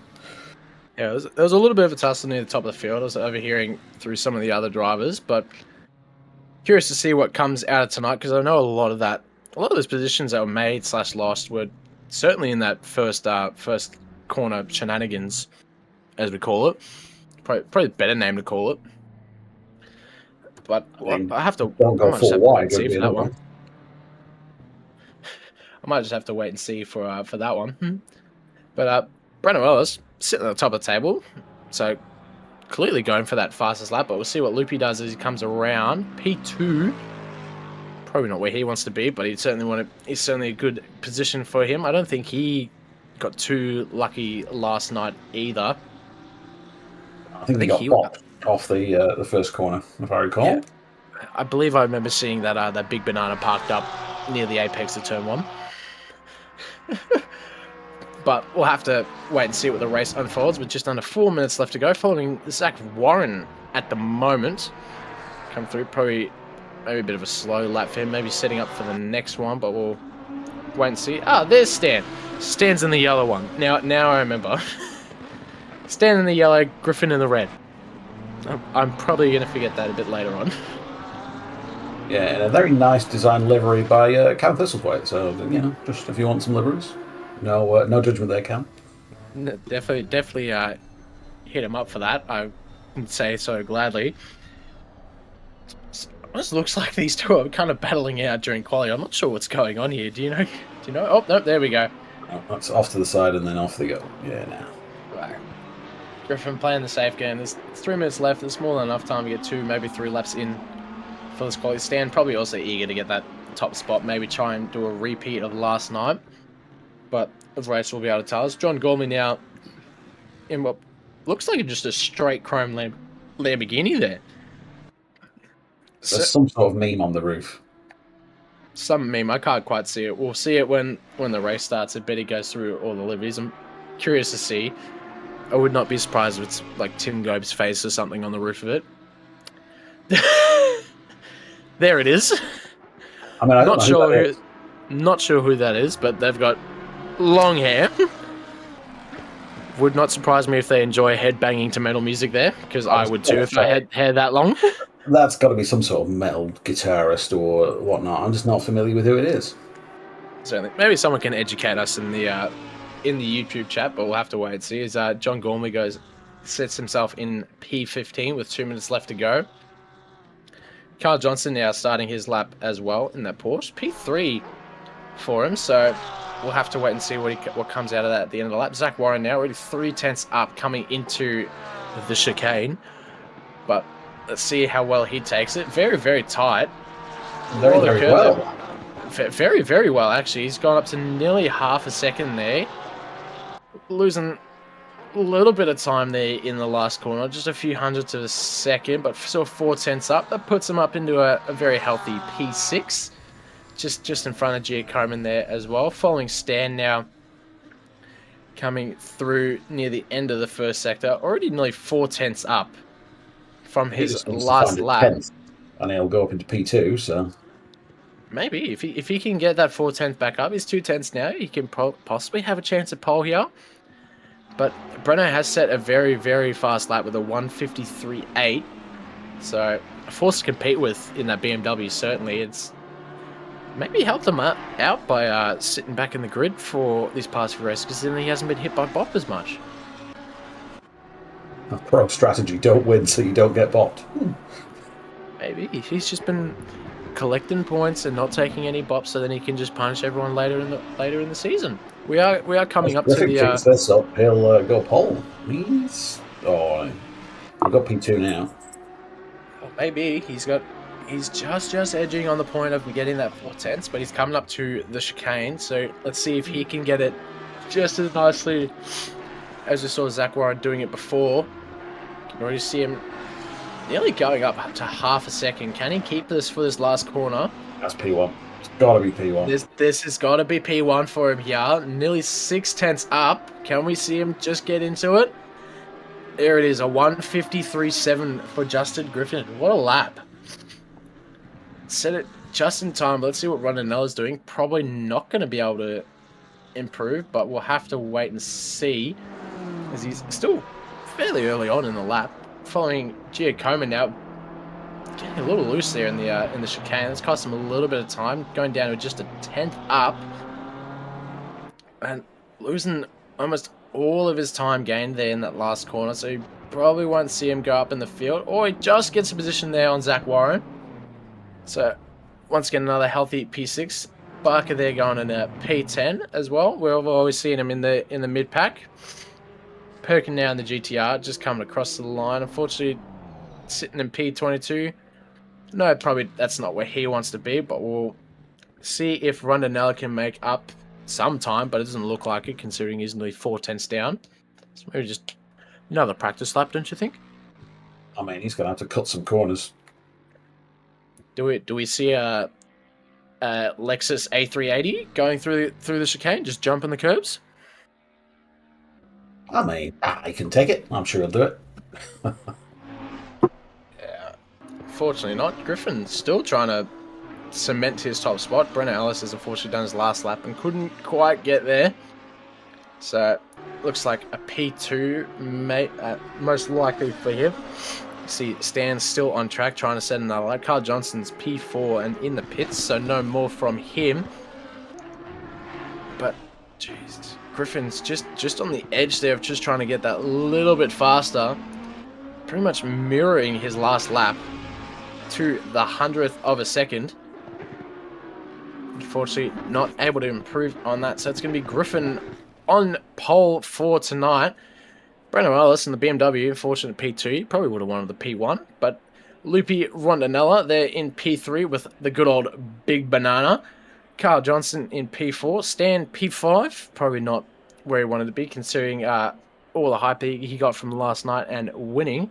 Giacomo P6, Zach Warren there in P7, Pete Chalmers and Alex Curie in the two Porsches there as well, P8 and 9, and Barker rounding out your top 10. I'm disappointed in our YouTube detectives. No one has worked out who that is, so... Might have to go ponder Tim Gobing, John Gormley for that one, because I know those two have probably cooked that up together of what they put on there. But let's go through all the liveries. We've got everyone running their usual liveries for tonight. So obviously you can see Stan there in that beautiful why-not livery. I still can't get enough of it. And I got to ask you, Chris, when you first saw that livery, what did you think it was first? What kind of character comes to mind? I mean, nothing. It's just nothing. Sorry, I was distracted by the BMW Giacomo in the Rossi livery. I was like, ooh, a nice Rossi livery. But see the doctor going around again. Yeah, I'm a fan. He's a good man. I can't forget Scott Rochford though in the cornflakes livery. Do love me out if I do say so myself. I would have preferred Rice Krispies or maybe Ricicles, like the sugary version, or even Frosties. But cornflakes, right? Yeah, Ricicles, man. That must be a Kiwi thing because I've never heard of that. Nah, that's an English thing, man. There we go. Going down the grid, John Colmy in the Lamborghini with a person that we cannot still identify on the roof. That almost looks like a. I'm going to say it's John Gormley. That's all I'm going to say. It's like it's one of his old photos. That's what it is. Maybe it almost looks like a bit of a Snapchat filter tossed on the face there. To be honest, I can't tell these days. Skin looks very, very clear, and then just the beautiful long hair, I don't know, just man. draped over the side of the face, just perfect. I've got to give props. I love it every time I see it. That Perkins livery. Ah, the memories. He-Man. Good old Battle Love Cat. it. Who's that on the back? Oh, I love that. I do love it. I do love a GTR going around the track still. Ah, yeah. Oh, now I'm going to think of all the names. Oh, the 80s. Bring them back. Ah, damn, you're old. Oh, all right, we're off. I'll let you take it away. Sorry? Just a little a lap. I'll let you do the works. My good old pre-track ramble, is it? I've already had enough of my rambling tonight, but I'll go again. It's good. It's the burgering, as I love to call it. It's always a bit of chaos. We're in for it. We saw chaos last night, don't you think? I mean, I think so. So yeah, I hope Split Red doesn't disappoint, and it's the good version of the ring, i.e., not that 8-minute waste of space. Yeah, I can agree with you that I don't touch the Nordschleifer at all. I'm too scared. Too much PTSD. Wow, that and the fact that it probably take me about 20 minutes to get around it. It'd take me a good half an hour to get around it in a car that can barely drive. Yeah. Well, they should put like little, like when you go bowl and you have the guardrails, they put that round and just put some airbags on the side of my car and I'm fine. I mean, they have that, but the guardrails aren't the most polite to the car. We'll think of a way of doing it. I think we've already seen what the ring can do after watching the 24 hours this year. It certainly took a few casualties. Hopefully, the short version doesn't take as many casualties tonight. There's plenty of runoff this time for everyone to go. Hopefully, everyone's a little bit cleaner into T1. We'll see everyone now just getting settled in and warmed up. Soon, we'll eventually see everyone go side by side very, very shortly. But I'm honestly placing bets. I reckon Breno's going to dive on the inside here for T1.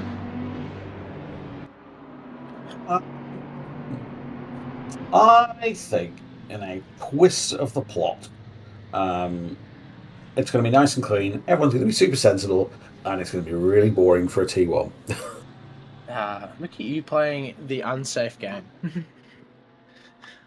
Well, I mean, Rondinelli got hit. Breno probably doesn't want to sort of tempt fate. I mean, I don't know. All right, here we go. That's what I think will happen. My spicy take is that Giacomin will shoot up the inside and take 3 places. There we go. You're just saying that because of the Russell livery, aren't you? Yep.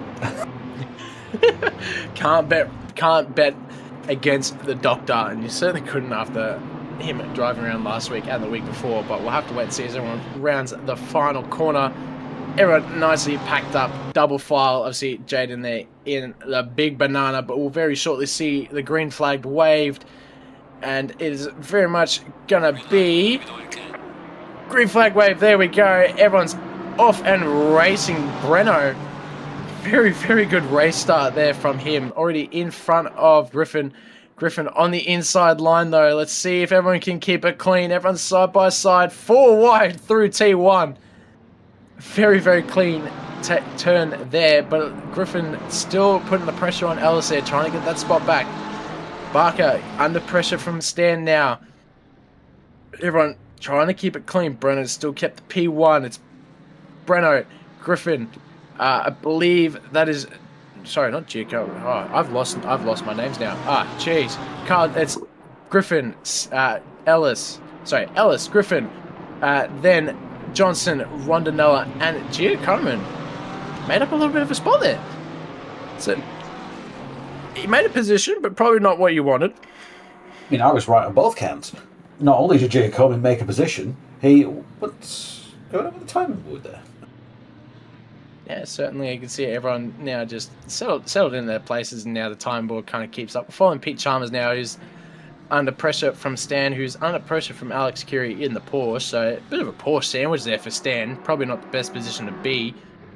for him at the start. Oh, Giacomo's gone off, so his luck's ran out already.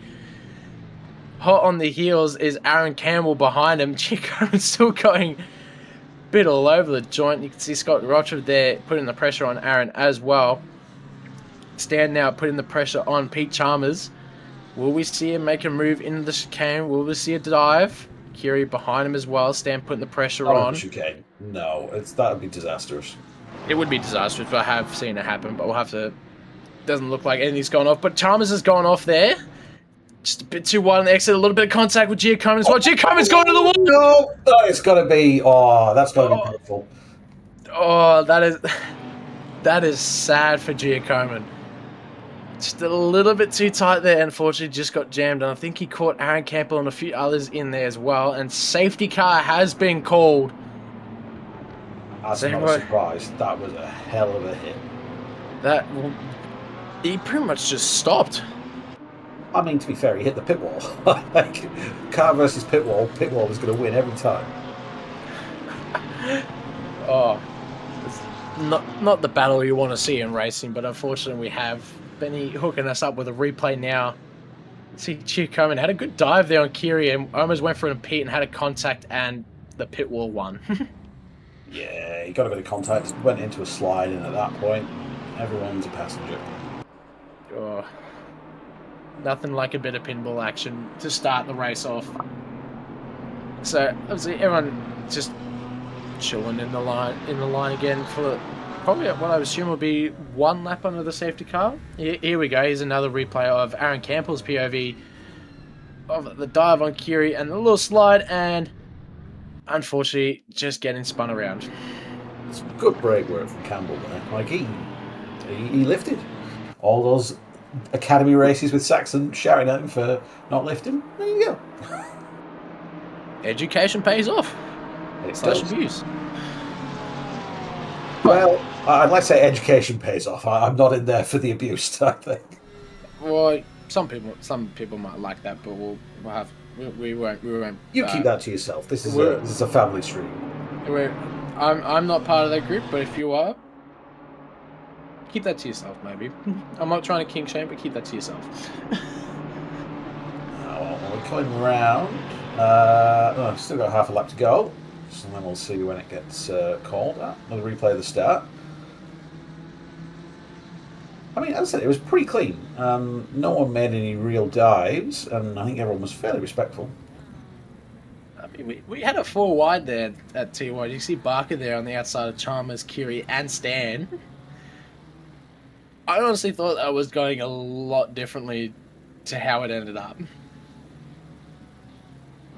Yeah, but I suppose my commentator's curse for Giacomo really hit home at the end of lap 1.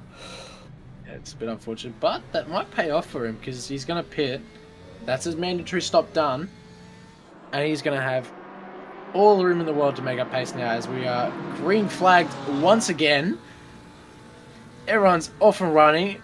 Loopy having a look on the outside of Carl Johnson there. Kept it together. You can see Zach Warren in the background there, also kind of waiting, but looks like Rondon's going to have the move done there. Licked the stamp, sent it, and it delivered.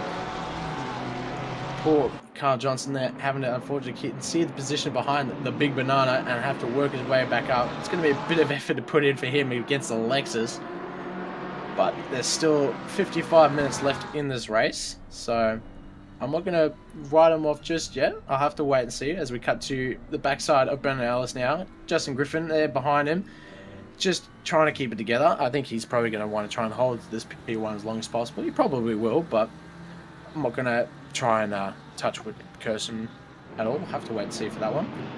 Cut to Aaron Campbell now, under pressure from Pete Viney in the Porsche. Aaron probably also with a bit of front end damage from his slight kissing of Giacomo there. So not helping out too much. It takes more than that to damage a Ford. Yeah, true. Built tough, you know. And Alex Curie's gone off. Oh, did he hit the wall there? I don't think he did. No, he's lost a lot of places. He's all the way down. I would have thought it'd be like 16 something. Yeah, certainly it's I'm also just looking at the board now. Poor Chris Cooley in the Jag is now in P21, so I think he, after being caught up in there in G Cummins, unfortunate arm wrestle with the wall, has not paid off for him either. Here we go with a bit of a replay. Ah, it's just, yeah, just missing. And then, yeah, you're not going to recover that. No. Good, unfortunate tank slapper for Curie, but thankfully enough for him. No damage. Still plenty of time in this race to keep going, but now back to Justin Griffin in the beautiful why not Lamborghini. Probably set the fastest lap, so...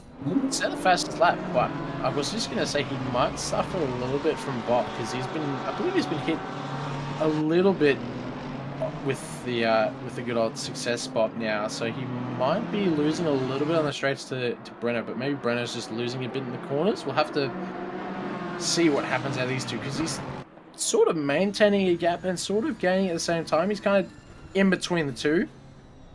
So keep an eye out. It's just the power of the BMW out the corners, because you had that the other night. I just can't. Was it Benny V in the BMW? It's just holding. I won't say holding people up, but he was successfully keeping people behind because he's just using the bimmer. Certainly, and I believe Barker is pretty much doing the same thing to Stan at the moment in that BMW. Stan's unfortunately still stuck behind him and hadn't really had a chance to make any moves at it, but you can see good old Rondinella behind him. So Rondinella is obviously, Rondinella behind Griffin, so Rondinella probably, I think he's also been slapped with the bop a little bit, but he's in a Lexus, so bit of a rocket ship. Yeah, you're going to need a bit more bop to slow that thing down, but yeah, it's going to be quite difficult. I feel this track is quite difficult to overtake on. I mean, I've only driven it myself a couple of times, but outside of T1 and some of the heavy braking zones, there's not really many places to get by. It's also twisty and fast. It gives me a similar vibe of Laguna Seca, where you kind of got to just, wait for the car in front to make a mistake. And obviously, Breno just kind of showing what the BMW can do, setting a fastest lap of 1:54.9. So maybe he's not going to get held up by Griffin at all. But you can already see Stan there had a close look at Barker, and it's now opened up the door to Pete Chalmers there behind him. Chalmers probably in that Porsche that's currently unbopped success-wise, so he's certainly probably going to be able to make a move in these corners, but we'll have to wait and see for that, because Stan's still definitely got his eyes on that P6 of David Barker. And you can see everyone just kind of lined up in a train. It's David Barker, Stan, Pete Chalmers, Aaron Campbell, and Pete Viney just behind him as well. So we've kind of got ourselves a little battle pack here in the midfield. Yeah, as you say, it's going to be one mistake, and then the whole field's going to go through. So I reckon good old Barker there's probably sweating bullets trying to keep everyone behind him.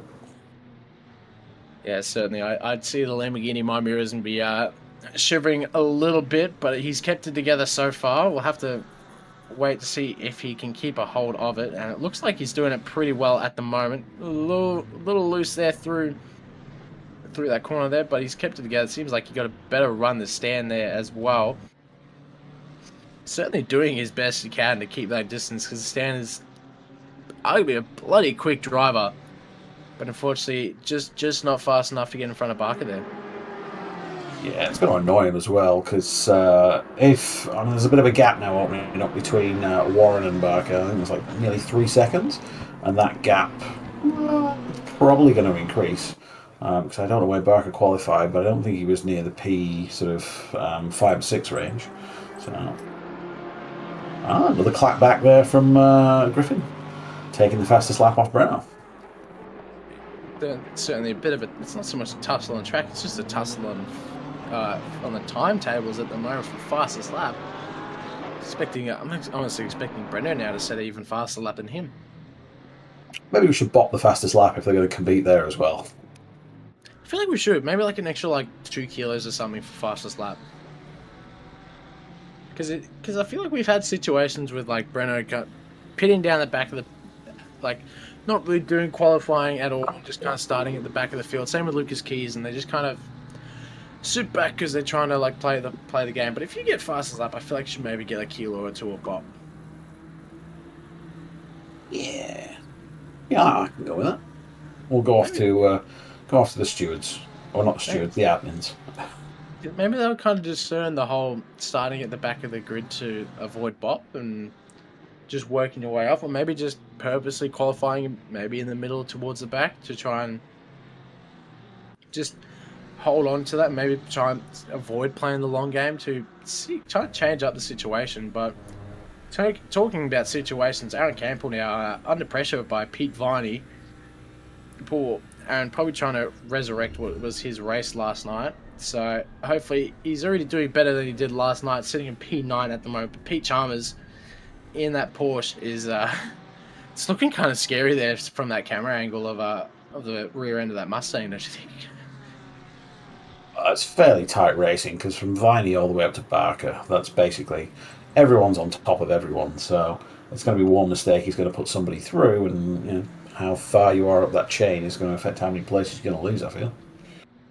Yeah, and I know Aaron suffers a little bit on that corner before the chicane. I've unfortunately racing against him last night, I was able to overtake him there, and had multiple chances of going at him on that corner. So if Pete's watching this, there's a little bit of insight there. He struggles a little bit there, or maybe he's already picked that up just by getting closer and closer every lap.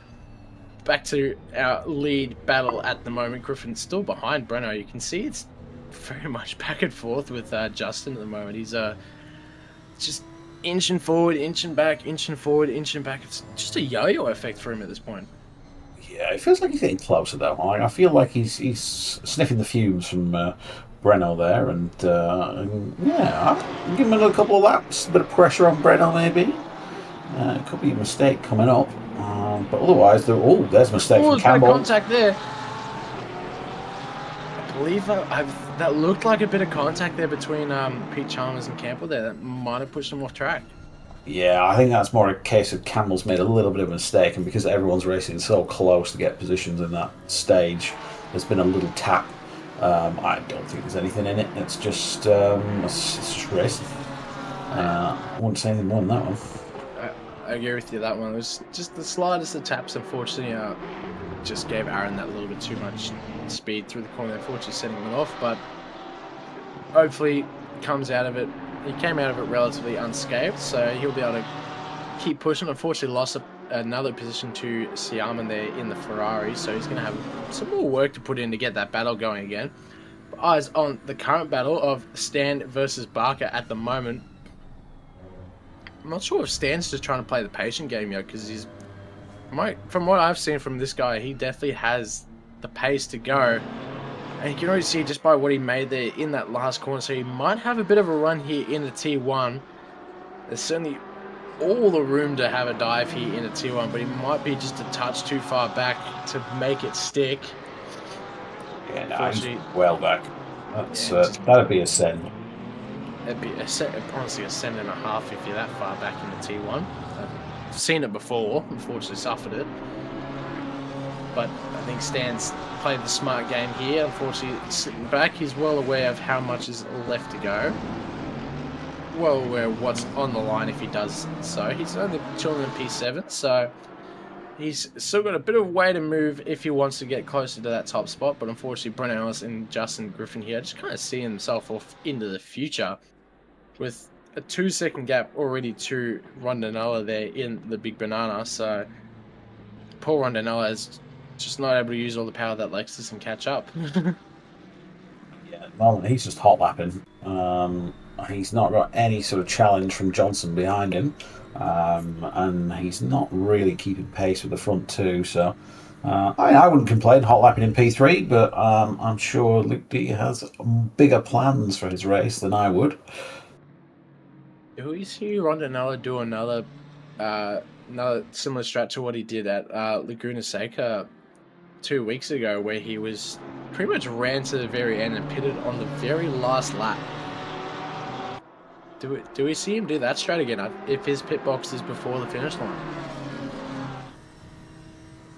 Oh, interesting. I don't know. I don't think he'll get away with it, but we'll see.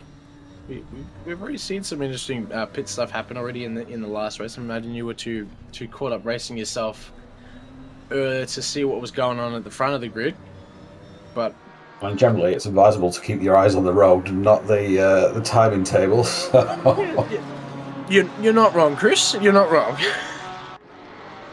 Unfortunately, some of us look at other things a bit too much than others. You can see David Barker now obviously keeping his eyes on Stan behind him, covering that inside line there into T1.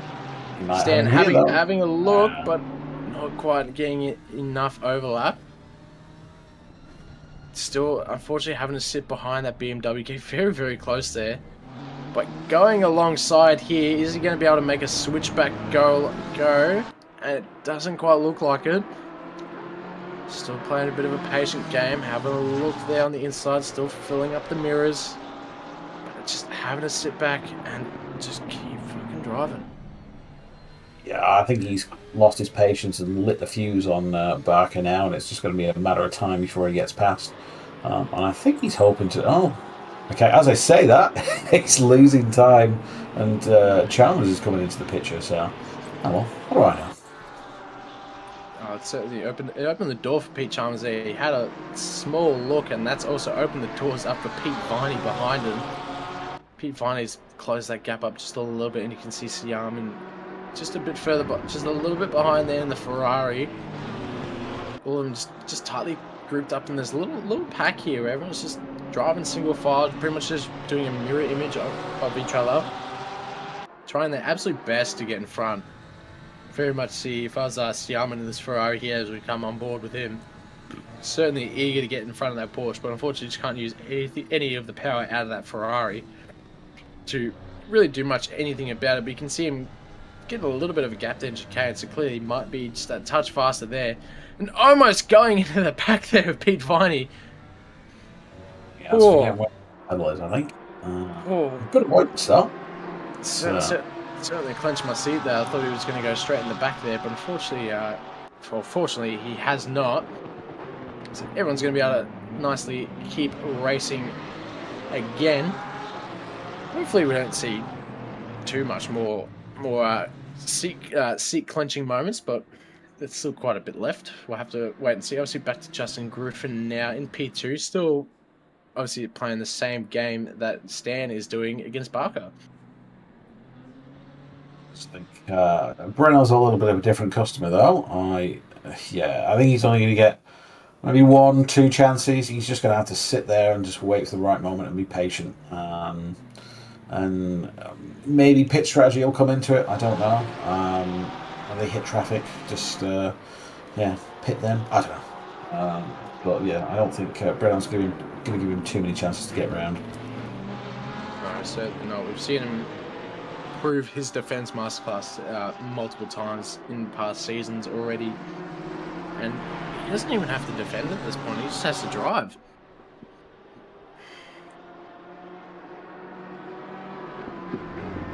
Let's have a little look at Barker. He's not going to get anywhere though. He's way too far back, so unless Barker's making a mistake here, but I don't think he will.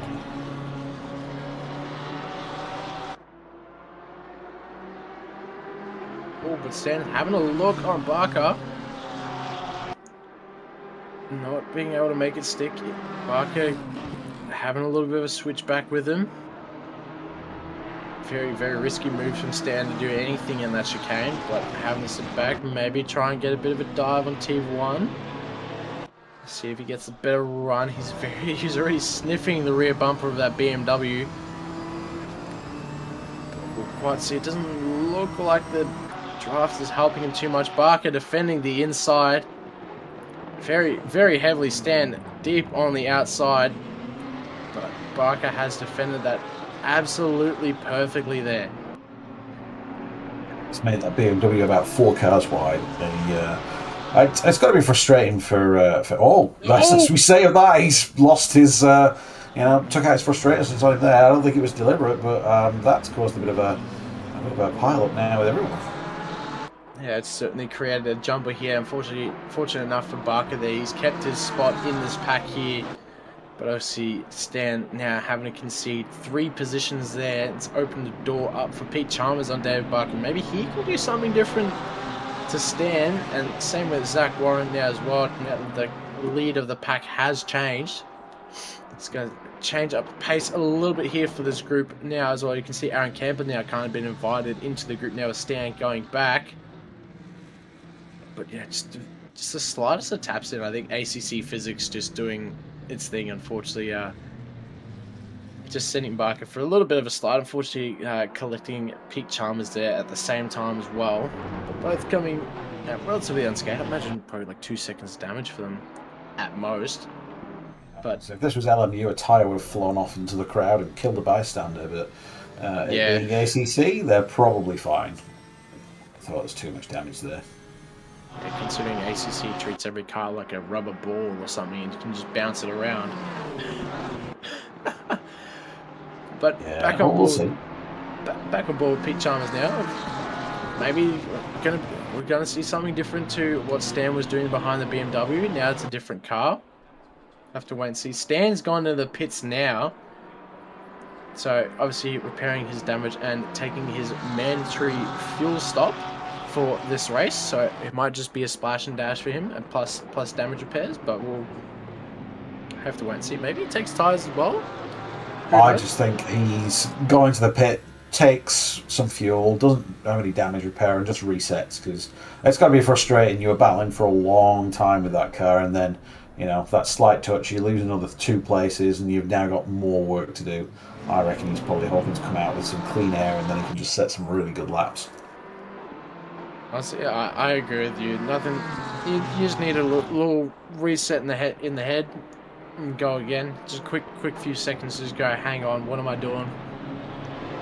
And just get back in that fight. But unfortunately, obviously, he's going to be put down the grid now to do so. He's going to probably pop out behind John Gormley in the Lamborghini. So we might see a little bit of Lambo on Lambo action. I'm not too sure. But we'll have to wait and see. Obviously, now he's come out of the pit box. So there's the Delta. Now he's tossed down behind neighbor there in the Porsche, and still tumbling further down the grid. So we can really see stuff coming out of it, and obviously Stan's been slapped with a 15-second time penalty, which I believe would have been for that incident as well. Yeah, that's unfortunate. I mean, it's the car behind's fault, but I don't think there was any malicious intent there, but that's not what the penalties are for. I got some nice YouTube comments there from Cam. Very scathing of the incident.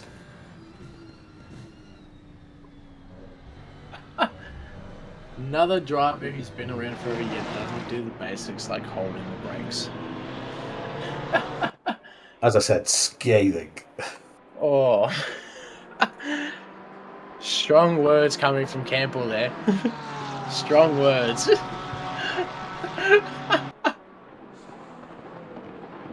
Now, speaking of a Campbell, he's pulled up right on the back of this little pack. I was hoping Muscova would stay around so he could sort of follow him through, but yeah, we'll just see what the Ford can do. Certainly, yeah, but everyone's just kind of tucked in this pack yet, and they haven't really been able to have much of a chance to get in front, because obviously, like we've been saying before, this track's a bit of a, you kind of just got to wait for the car in front to make a mistake, but unfortunately everyone's just being super consistent at the moment. So there's not been much room, and I know if I was Aaron, I'd be pretty much eager to try and get in front. I'd be getting pretty tired of sitting in the back of this grid for nearly half an hour already.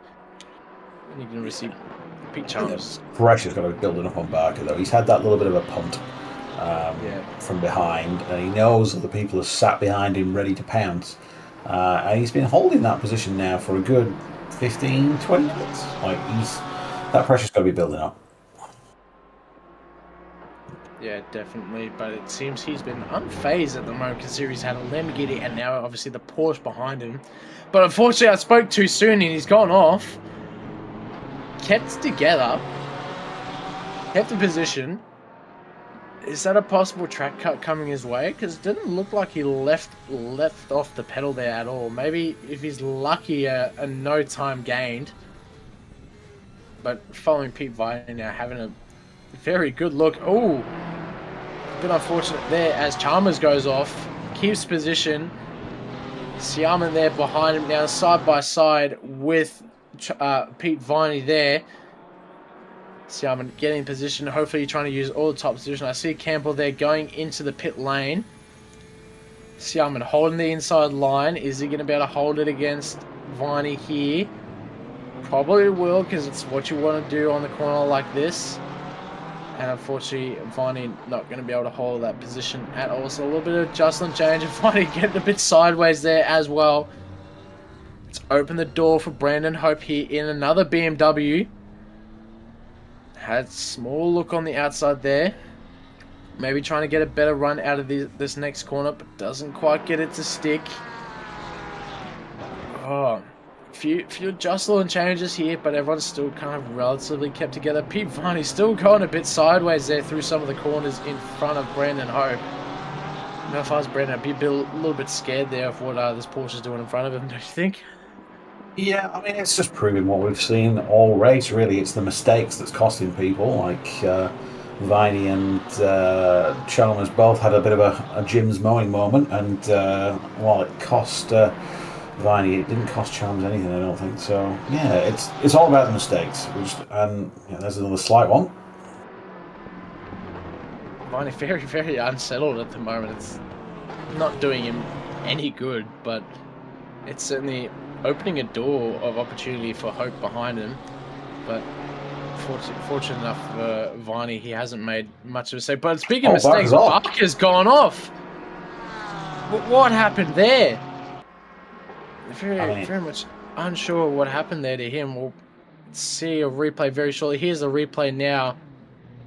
It's just losing the rear end on the curb. Yes, it was, and unfortunately goes into the wall.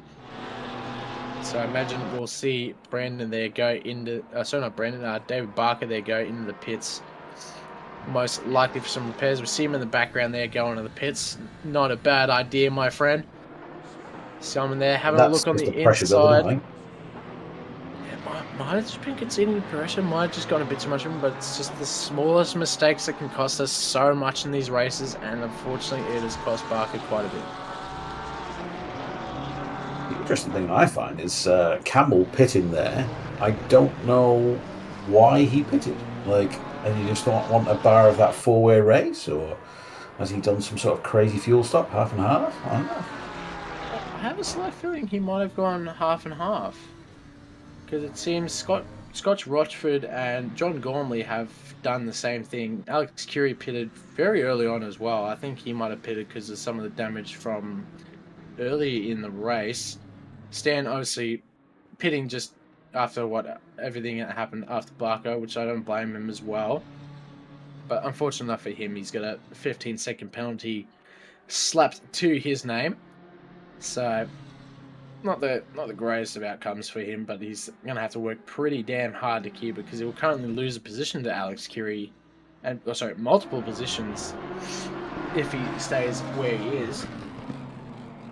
So I mean, he's got to go around and just like set some crazy good laps. Otherwise, he's not going to make anything up. He's pretty much got to. I mean, he's got to pretty much set purple lap times if he wants to make it up the field at all. Considering, I believe most likely what's going to be for the same case for everyone is fuel up for what is essentially almost an entire race, and then chuck like 3 liters in near the end and just go. I mean, I think that's the strat. So it's surprising that, as I said, Campbell came in and Rochford and Gormley, and yeah, I always thought the meta was, like you say, just put as much in as humanly possible and then take a wee sniff at the end. Maybe, but we'll have to wait and see. Siaman had a small look there on Chalmers. A bit of an interesting line there through the entry of it, but obviously Viney also having to defend from Brandon Hope there, but thankfully he's built up a little gap just in these few corners here. So this kind of group that we've had has kind of now spread themselves out in just a 2x2. So keep an eye on Siaman there in the Ferrari against Pete Chalmers, and then Brandon Hope there in the BMW against the Porsche. So certainly very much multi-manufacturer racing ahead of us. Yeah, I think now that the plug's gone, that was Barker, everyone's going to spread out a bit, and maybe we'll see the gap to the top few, or to Zach Warren at least, close down a bit. But yeah, it's. I think it's all going to settle down now. Just because we've, as I said, we've had that sort of plug removed. I'm just seeing now, yeah, in the YouTube chat. Everyone's kind of talking about a little bit what happened to G. Coleman there. So obviously, pretty interesting that he didn't get a slap of the penalty. I'm very curious about that because it was a mistake of his that did cause the safety car, and he hasn't been slapped with a penalty. So I mean, I'm obviously no the stewards. steward, and I don't think they'd ever let me be a steward. But I think it was more just a case of they were hard racing, and it's a touch, and then that touch has just resulted in on a wall, and you can't account for that. Yeah, certainly. It's a bit of one of those unfortunate accidents that happens in racing. Thankfully, we're in a simulator and everyone can keep driving, because otherwise, I think multiple cars would have been put on tow trucks after that. Yeah, I think the main loser in that incident was Giacomo himself. So, you know, self-penalising, yeah. It's one of those, fortunately, because obviously he's now sitting in P20. So, after what was actually a very good qualifying, unfortunately has come to an end for him. Now sitting at the back of the grid. Well, he was P6, I think. So yeah, I mean, he has pitted, so he's done his mandatory pit stop. So anyone that hasn't, you know, he's going to gain some time back on those guys. But what's a pit stop at this place worth? 30 seconds? 40 seconds? Pretty much, considering I think like 3 liters of fuel is like a 5 seconds in the box. So you're pretty much just driving through the pit lane, really. But we'll have to wait and see, because obviously now you can see from P14 down have all pitted. So I see Stan, Kiri, Rochford, Campbell, Giacomo, Gormley, Cooley, Cassani, and Barker have all pitted. So maybe something good will come out of them. You can see Perkins and James now also jumping into the pits as well with Marvel. So I'm just over half the grid has pitted now as we've crossed the half an hour mark. So certainly, maybe a lot of these front runners are definitely doing the run till the end and a quick splash and dash, and everyone's just kind of playing a bit of the long game.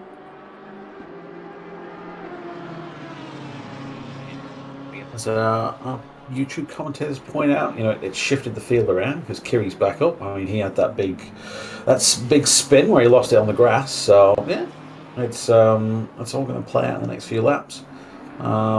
It's just. It's good at the front. I mean, Griffin's still sticking with Ellis, so we'll see what happens there, whether they do a tactical pit, or whether they come in on the same lap, or whether Brennis, what am I about? Whether Breno snaps. Yeah, speaking of pitting, good old Rondinella has pitted now as well. So maybe he's trying something different compared to the front runners. Maybe he knows he hasn't been able to close that gap to the top 2. I was just hoping if he pits now, maybe he can make up time later and pray that he's faster when they're in the pits, but we'll wait and see for that. The key thing, he's got to come out in front of Chalmers. If he doesn't do that, then he's going to get caught up by that little group. But I'm pretty sure he will. Yeah, and I imagine if I was Rondinelli in that group, I wouldn't be too worried if he can get in front. It looks like he might just get in front, so he's going to have some clean air to go for him. But we'll have to wait and see, because obviously Zach Warren now is also chasing down Carl Johnson. So Porsche on Porsche action once again. But these two obviously haven't pitted either. And I see Rondinelli's kind of been tossed to the back of that group there. So he's still going to have a bit of fresh air, but probably not in position on track of where he wanted to be. Just cut to a replay now of Griffin almost taking out Breno there. Whew, another butt clenching moment between the leaders there. Oh, Breno's pitted early. Breno's pitting early. So Griffin, with all the clean air he could possibly want in the lead, could this pay off for him? I mean, if he can stay out and lay down some really quick laps, maybe. Because Ellis is going to come out potentially into some traffic. I don't know. We'll have to see where Ellis comes out, whether he comes out into traffic, whether it slows him down, and whether Griffin can do a couple more laps and just, really put the pedal to the metal. Certainly, if I was in Griffin's racing seat right now, I'd be putting that pedal to the metal every single lap I can. Fortunately, last lap being a second off his fastest, which obviously is the purple lap time around this track. So probably not the greatest for him, but unfortunately going through just over 30 minutes of this track is pretty grueling on these tires. But I don't think it's worth taking the tyres. I'll just have to manage them. From my understanding, from people chatting away, it's only the Lexus that's really going to chew through things. And yeah, I don't think tyres will be a factor, to be honest with you. I know it'll be interesting because I know once those tires go through an interesting heat cycle of going cold through the pits and then getting back up to racing temp, it's they don't handle the greatest. And obviously John Gormley and Chris Cooley now going. Cooley having a send on the inside. Saw them both having a bit of a wiggle there. Turn into bees. Yeah. Getting the better line there. They're both just having a little wiggle, so maybe they're having a bit of fun here, just trying to set up a battle. You can see John Gormley there on the inside line. Maybe a dive, doesn't look like it. He's just going to have to sit back, keep chasing that beautiful jag of Chris Cooley. They've all kind of got their own like little pack here. You can see Perkins and James, Cooley and Gormley. Hopefully this pack maybe closes up. Cooley put the pedal down in that Jag and maybe close up that gap to the McLaren. McLaren closing up the gap to the Nissan. Perkins definitely improved off his qualifying quite a bit. Imagine probably a bit off that unfortunate incident of lap 1 with Giacomin. So certainly taking the benefit of that, sitting in P16 at the moment with Nate James sitting just behind him in 17. And all of these guys here obviously have pitted. It's only the top 5 that have not pitted at the moment. I say that as Neighbor goes into the pits now. So it's now... Oh, and Zach Warren. So 3 drivers will not have served their mandatory stop at this time, with just over 20 minutes left to go. So maybe Griffin might have the strategy play here. Maybe. I was just thinking to myself as you were talking about packs and who's doing what. Poor old Barker's now down in 22. That's got to be really upsetting, from P6 to P22. Yeah, certainly. But I know in Brennan Ellis's shoes at the moment, he's got quite a bit of a gap to Justin now. So I don't know if he's going to be able to make that back, considering he's behind Zach Warren. So, and Neighbor, who's currently in the pit, so I believe he will pass him as everyone's coming through the main straight now.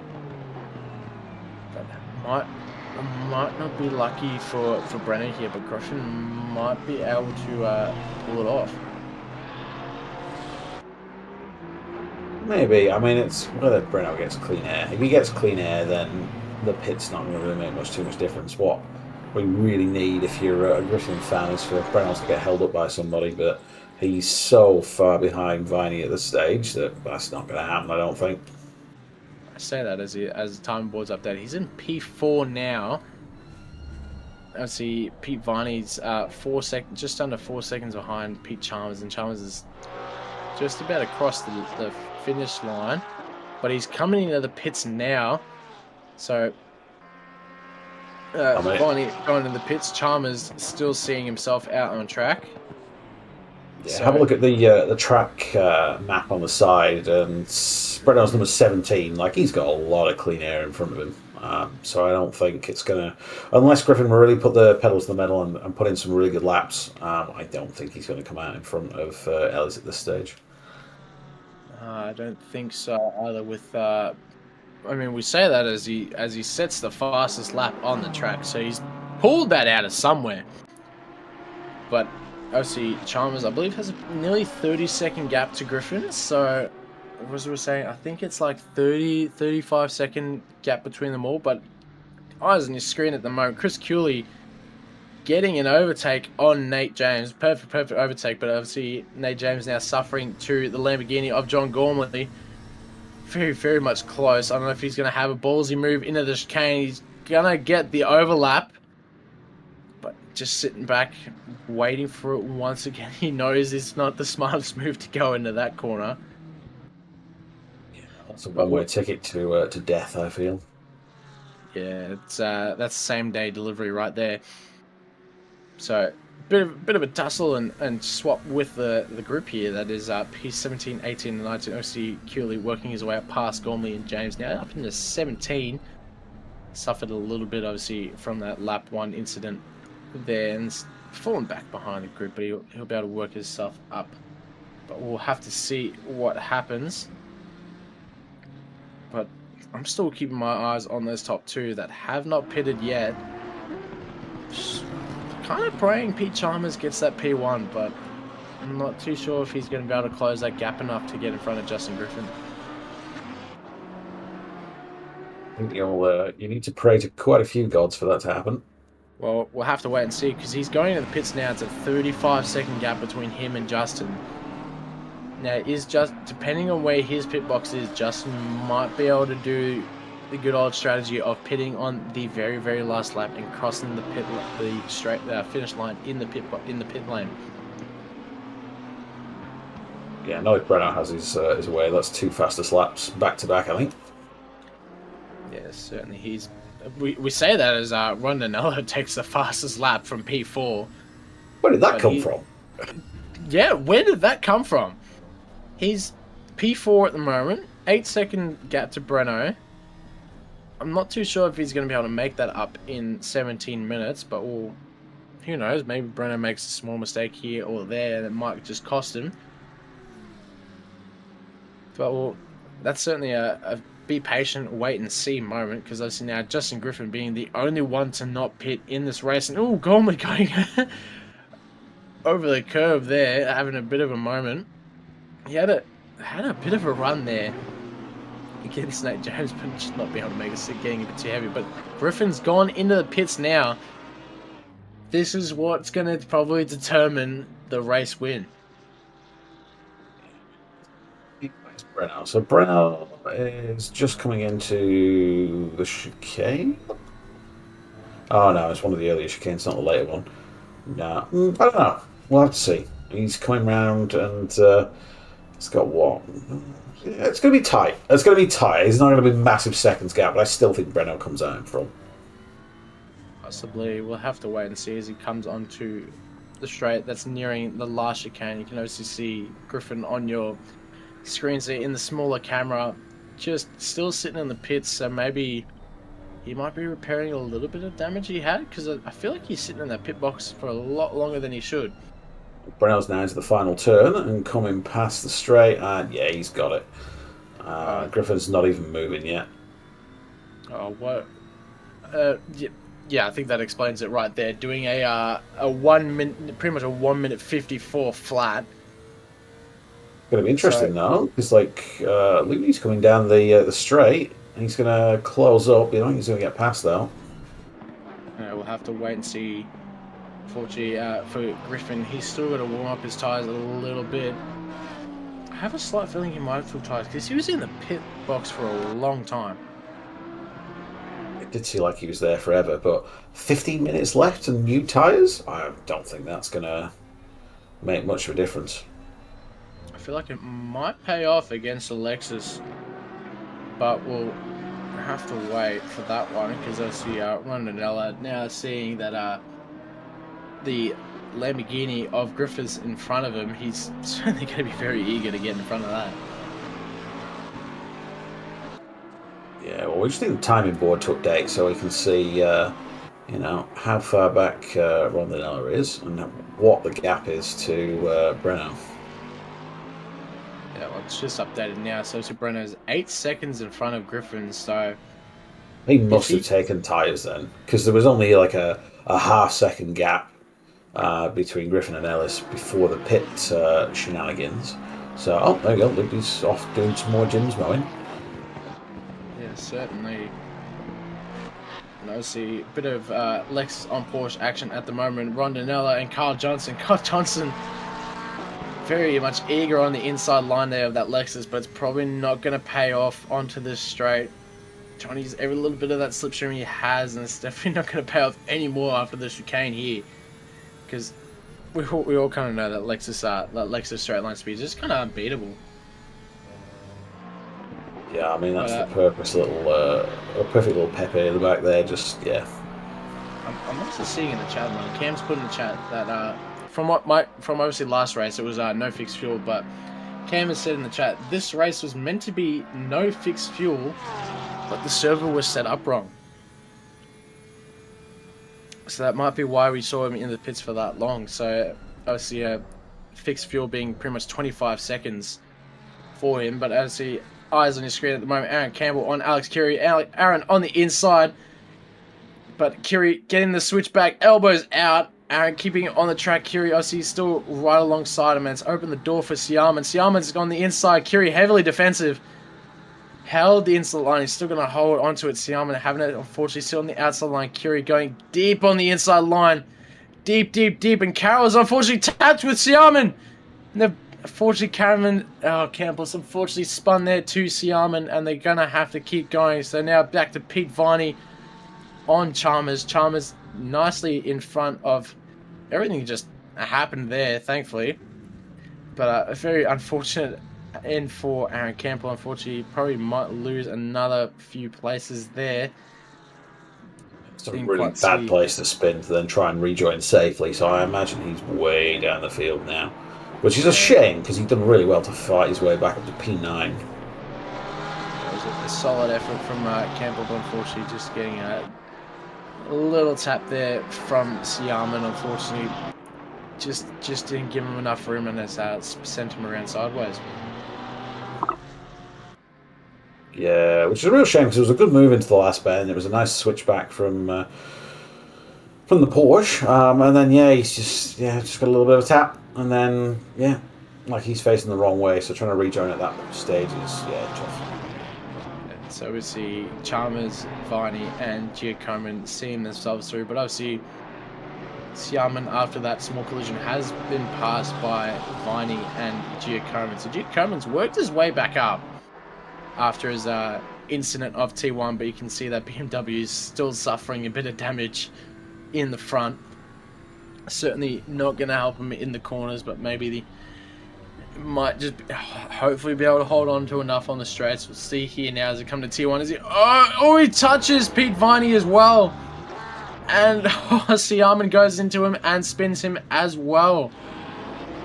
I mean, so that's almost a repeat of the T1 or the first lap incident, right? That's got to be that's got to be a penalty, I think. I think so, but we'll leave that up to the stewards on that one. But we'll cut to Luke Marvel now chasing John Gormley in the Lamborghini. Is he going to have a move on the inside? BMW on Lamborghini. Gormley wide on the outside of Luke, holding the inside, gets the apex, keeps it together for turn one. Beautiful, beautiful overtake. That's exactly what you want to do at T1. But John Gormley still under the attack now. On the inside, P3 gets position back, gets well in front as well. Held it together, showed no sign of giving up in the 666 Lamborghini. And unfortunately, is going to send Luke Marvel for another attempt. Oh, there we go. Gormley's.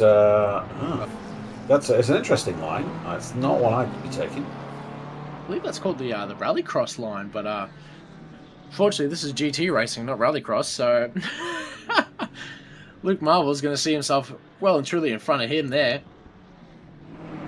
Let's see, we can now see the aftermath of Aaron Campbell's unfortunate spin. He's now behind Luke Marvel, so he's lost 10 places, which is pretty harsh. Dearly there, so I imagine a possible penalty coming to the way of Siaman, and I can see now here on the board a 15-second penalty for him. So might be lucky enough to give Campbell a bit of an up, but it doesn't quite look like it. As we'll cut to a replay now. This is what just happened with Giacomin and Pete Viney.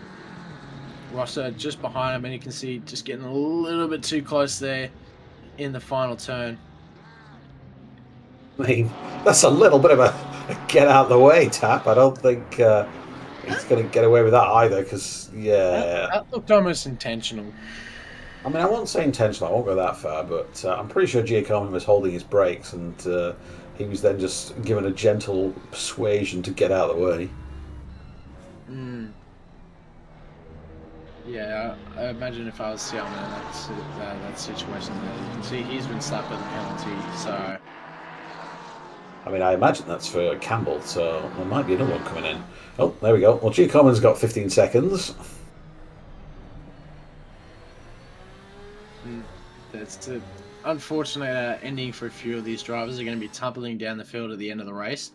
But up to drivers that currently don't have penalties and still arguing for position, Pete Chalmers on Alex Curie. Alex Curie once again trying to fight his way back up the field, but unfortunately both of them trying to get ahead of each other through the hairpin. Curie keeping the position. Chalmers just weaving himself all over the backside of the other Porsche there. Not sure if that was the best play to do going into that corner there, because he could have had a pretty good run into this, but has to sit behind, and once again, more Porsche on Porsche action. You know, I think it's a pretty fair strategy, just waggling around in his mirrors, giving him something to think about, maybe distract him as he comes into a bend. It'd work on me. I don't know whether it's going to work on someone with a bit more experience like Curie, but... I think almost any attacking maneuver will work on you, Chris, I'll be honest. Well, I am British. I'm a bit of a pacifist. But we'll have to excuse that British moment that is of you being, unfortunately, just a bit of a slave to being attacked. But obviously, Alex Curie, Pete Honey at the moment. Curie defending the inside line. That's exactly what you want to do in a turn one. Pete Chalmers very wide, T1. Unfortunately, definitely not going to be able to hold on to that track position much longer. But might pay off here. He had a bit of a run there. But not enough to get it in this corner. Unfortunately, he's just going to have to sit behind Curie again. All this tussling's giving Viney and Hope a bit of a chance to close the gap, I think. So long may it continue, although there's only 6 minutes left of the race, so... It's starting to turn into all bets are off. You can see from the behind of Alex Curie, Pete Chalmers there behind him, getting very, very aggressive there already, just on some of the exit of the corner, showing that he is very well and truly there. Having a small look there on the inside of the hairpin, but not enough to get any overlap whatsoever. Still, once again, just hunting down the black and white Rexy of Alex Curie. And Justin Griffin setting a fastest lap, a 1:53.9. That is qualifying times right there. I mean, it is pretty impressive, but I was also going to say it's quite impressive is the battle damage on that Porsche there. And Pete Viney's pulled it right beside, so we've now got a three-way Porsche tussle. A Porsche... Bleh, bleh. Okay, it's late at night, that's my excuse. Porsche tussle... No, I give it up. Take it away. It's Porsche action. We saw this already in WEC earlier, and we're seeing it again. So obviously Pete Viney's caught himself up a little bit to Pete Chalmers and Alex Curie. So a bit of an interesting Porsche action for you guys tonight in split red. Curie building of a little of a gap. Viney going defensive on the inside line into T1 against Viney. Going side by side through T1. Viney going on the inside line there against Pete Chalmers. Chalmers held the inside line, has still kept the position. It's going to hold the inside line for this next corner. And Viney just behind him, holding onto it still. Viney's now in front of Pete Chalmers. Kept it together very thankfully. Still trying to chase down Pete Chalmers and defend at the same time. He's built himself a little bit of breathing room as well. Caught up to Curie just a little bit. Maybe Curie didn't have the best of runs through that first sector. You could see the Porsches getting very, very close together. This is pretty much Porsche Cup racing at this point. I'll say, Viney's got a nice clean car there, so maybe he's not suffering from damage that the other two are, and he's got a little bit of extra speed there. Maybe, but it's just under 4.5 minutes left to cross the 4:20 mark. But we'll have to wait and see, because Pete Viney has actually been pretty aggressive already in some of these corners. You can see him there very much filling up the mirrors, putting the pressure on already. Still putting the pressure on. Definitely trying to force Alex Curie into a mistake, but it's not really working out for him. You can see Brendan Hope there in the back of this battle pack of the Porsches. Possibly just waiting for a mistake. I see Alex Curie's been slapped with a 5-second penalty now. I'm not too sure what that was. I see it now. I've just got the penalty list up. It's for dangerous driving, so possibly a moving under brakings of sorts. But it always gone a bit wide. And, ooh, Chalmers almost going into the backside of him. Hope almost doing the same thing as long as Siaman behind him. Siaman slapped with now 25 seconds worth of penalties. So obviously clearly been penalised a little bit now. But obviously Alex Curie defensive on the inside again against Pete Viney. Pete Viney with a bit more overlap this time. Can he hold on to it? Looks like he's got it together. He's in front. Curie unfortunately not be able to get it back. Great move by Pete Viney. Thankfully keeping it together. Pete Chalmers now following against the backside of Curie. It's also maybe trying to capitalise. Almost going to the backside there. Thanks to keeps it out going side by side there. You see Brendan Ho joining in. The Porsche's going side by side. Elbows out all together. Curie backing off a little bit, but it's opened the door to Brandon Hope there. He's very heavily along the backside. Also going over the curb. Brandon inside, and oh, Porsche goes sideways and off the track goes Pete Viney. Curie unfortunately also losing 2 positions because of that. Cut to a quick replay now. You can see the Porsche on Porsche, BMW and Ferrari. Unfortunately, Porsche looks like it had a little bit of a tap there. That's a tap that's unsettled him, and then he's just tried to correct and not been able to, and he's spun because of that. So that's, I feel that's another penalty coming Viney's way there.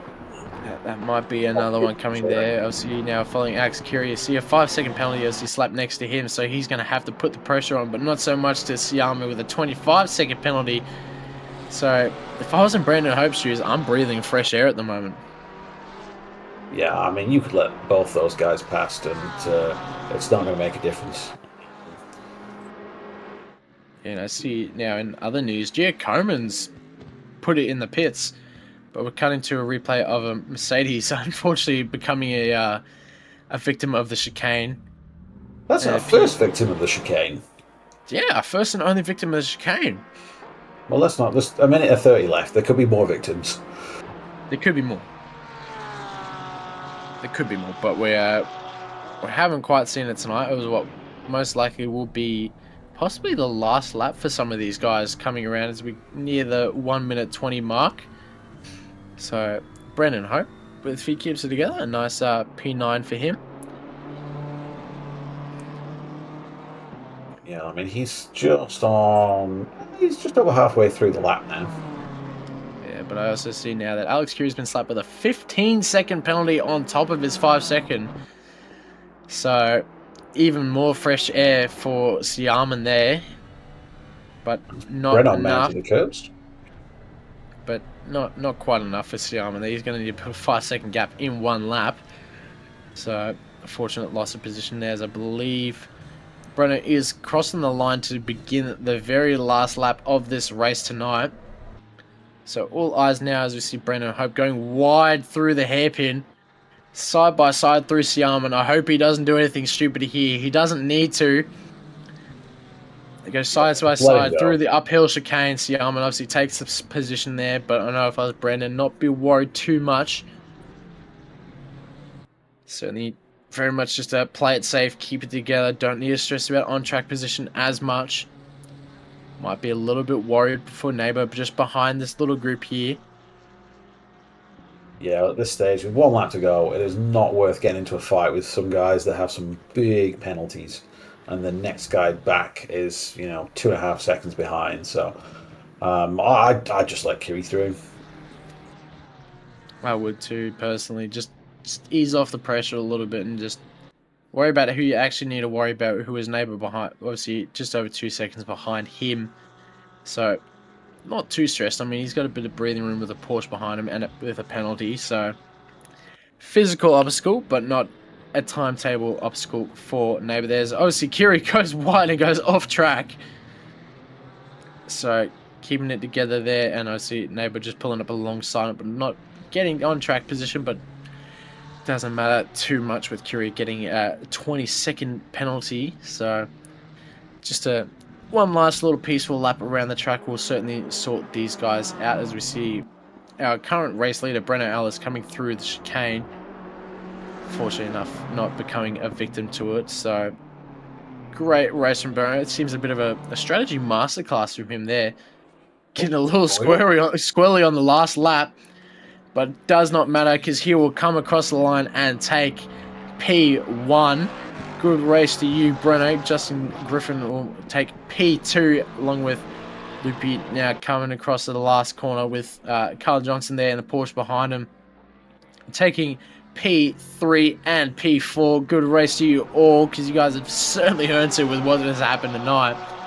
So we now follow Alex Curie, still under pressure from Neighbor, but does obviously not matter at all with his fat 20-second penalty applied to him. So, nice little last lap drive following Brandon Hope now. Obviously, definitely in a breath of fresh air, backing off from Siaman a little bit, because he knows he does not need to put the pressure on at all. Pete Viney, obviously, most likely going to happily enjoy P8. Along with you see now Scott Rochford crossing the line in P7 in that cornflakes livery. He's been relatively clean tonight. We haven't seen too much of him at all. So good race to you, my friend. You've done very, very well. Pete Viney coming across the line now, as long as Siaman, Hope, Kiri, and Neighbor. So everyone's all come across clean. Perkins now coming across the line, along with Chalmers, Cooley, and very much soon Nate James, Luke Marvel, and Aaron Campbell very shortly. Everyone obviously enjoy some very happy donuts for the end of what has been Thursday night racing here at OOR. Of course, a very, very interesting race for quite most of it. We've had a few battle packs, and everyone just kind of keep themselves together. A bit of penalties here and there. Stan worked himself back up the field, but has been slapped with some penalties, so it's going to toss him down the grid, possibly. But looks like he might have kept it together there. Yeah, he's not going to go down too far. He's kept it top 10, so he's fortunate enough there to keep it together. So Breno Ellis taking the top spot in the pro class, obviously, and overall, running another P2 overall and the pro class. Alex Curie in the pro-am class, taking the top spot and P3. So, but that might just be the time boards just slowly changing, obviously, as everyone's probably leaving now. Hopefully, fingers crossed, Kunis is on our side and we can see the proper time in boards. Kunis is once again, dead game. You can't change my mind. But oh well, we've been fortunate enough to have luck with everything tonight, but unfortunately not so much this time around. So of course this has been OOR, but obviously not just the end quite yet, as obviously we have got a good old Thermaltake OOR giveaway for quarter 3, week 3. Let's see who's gonna pop up on the list this time around. Who's gonna be our lucky winner? It's not gonna be you, Chris.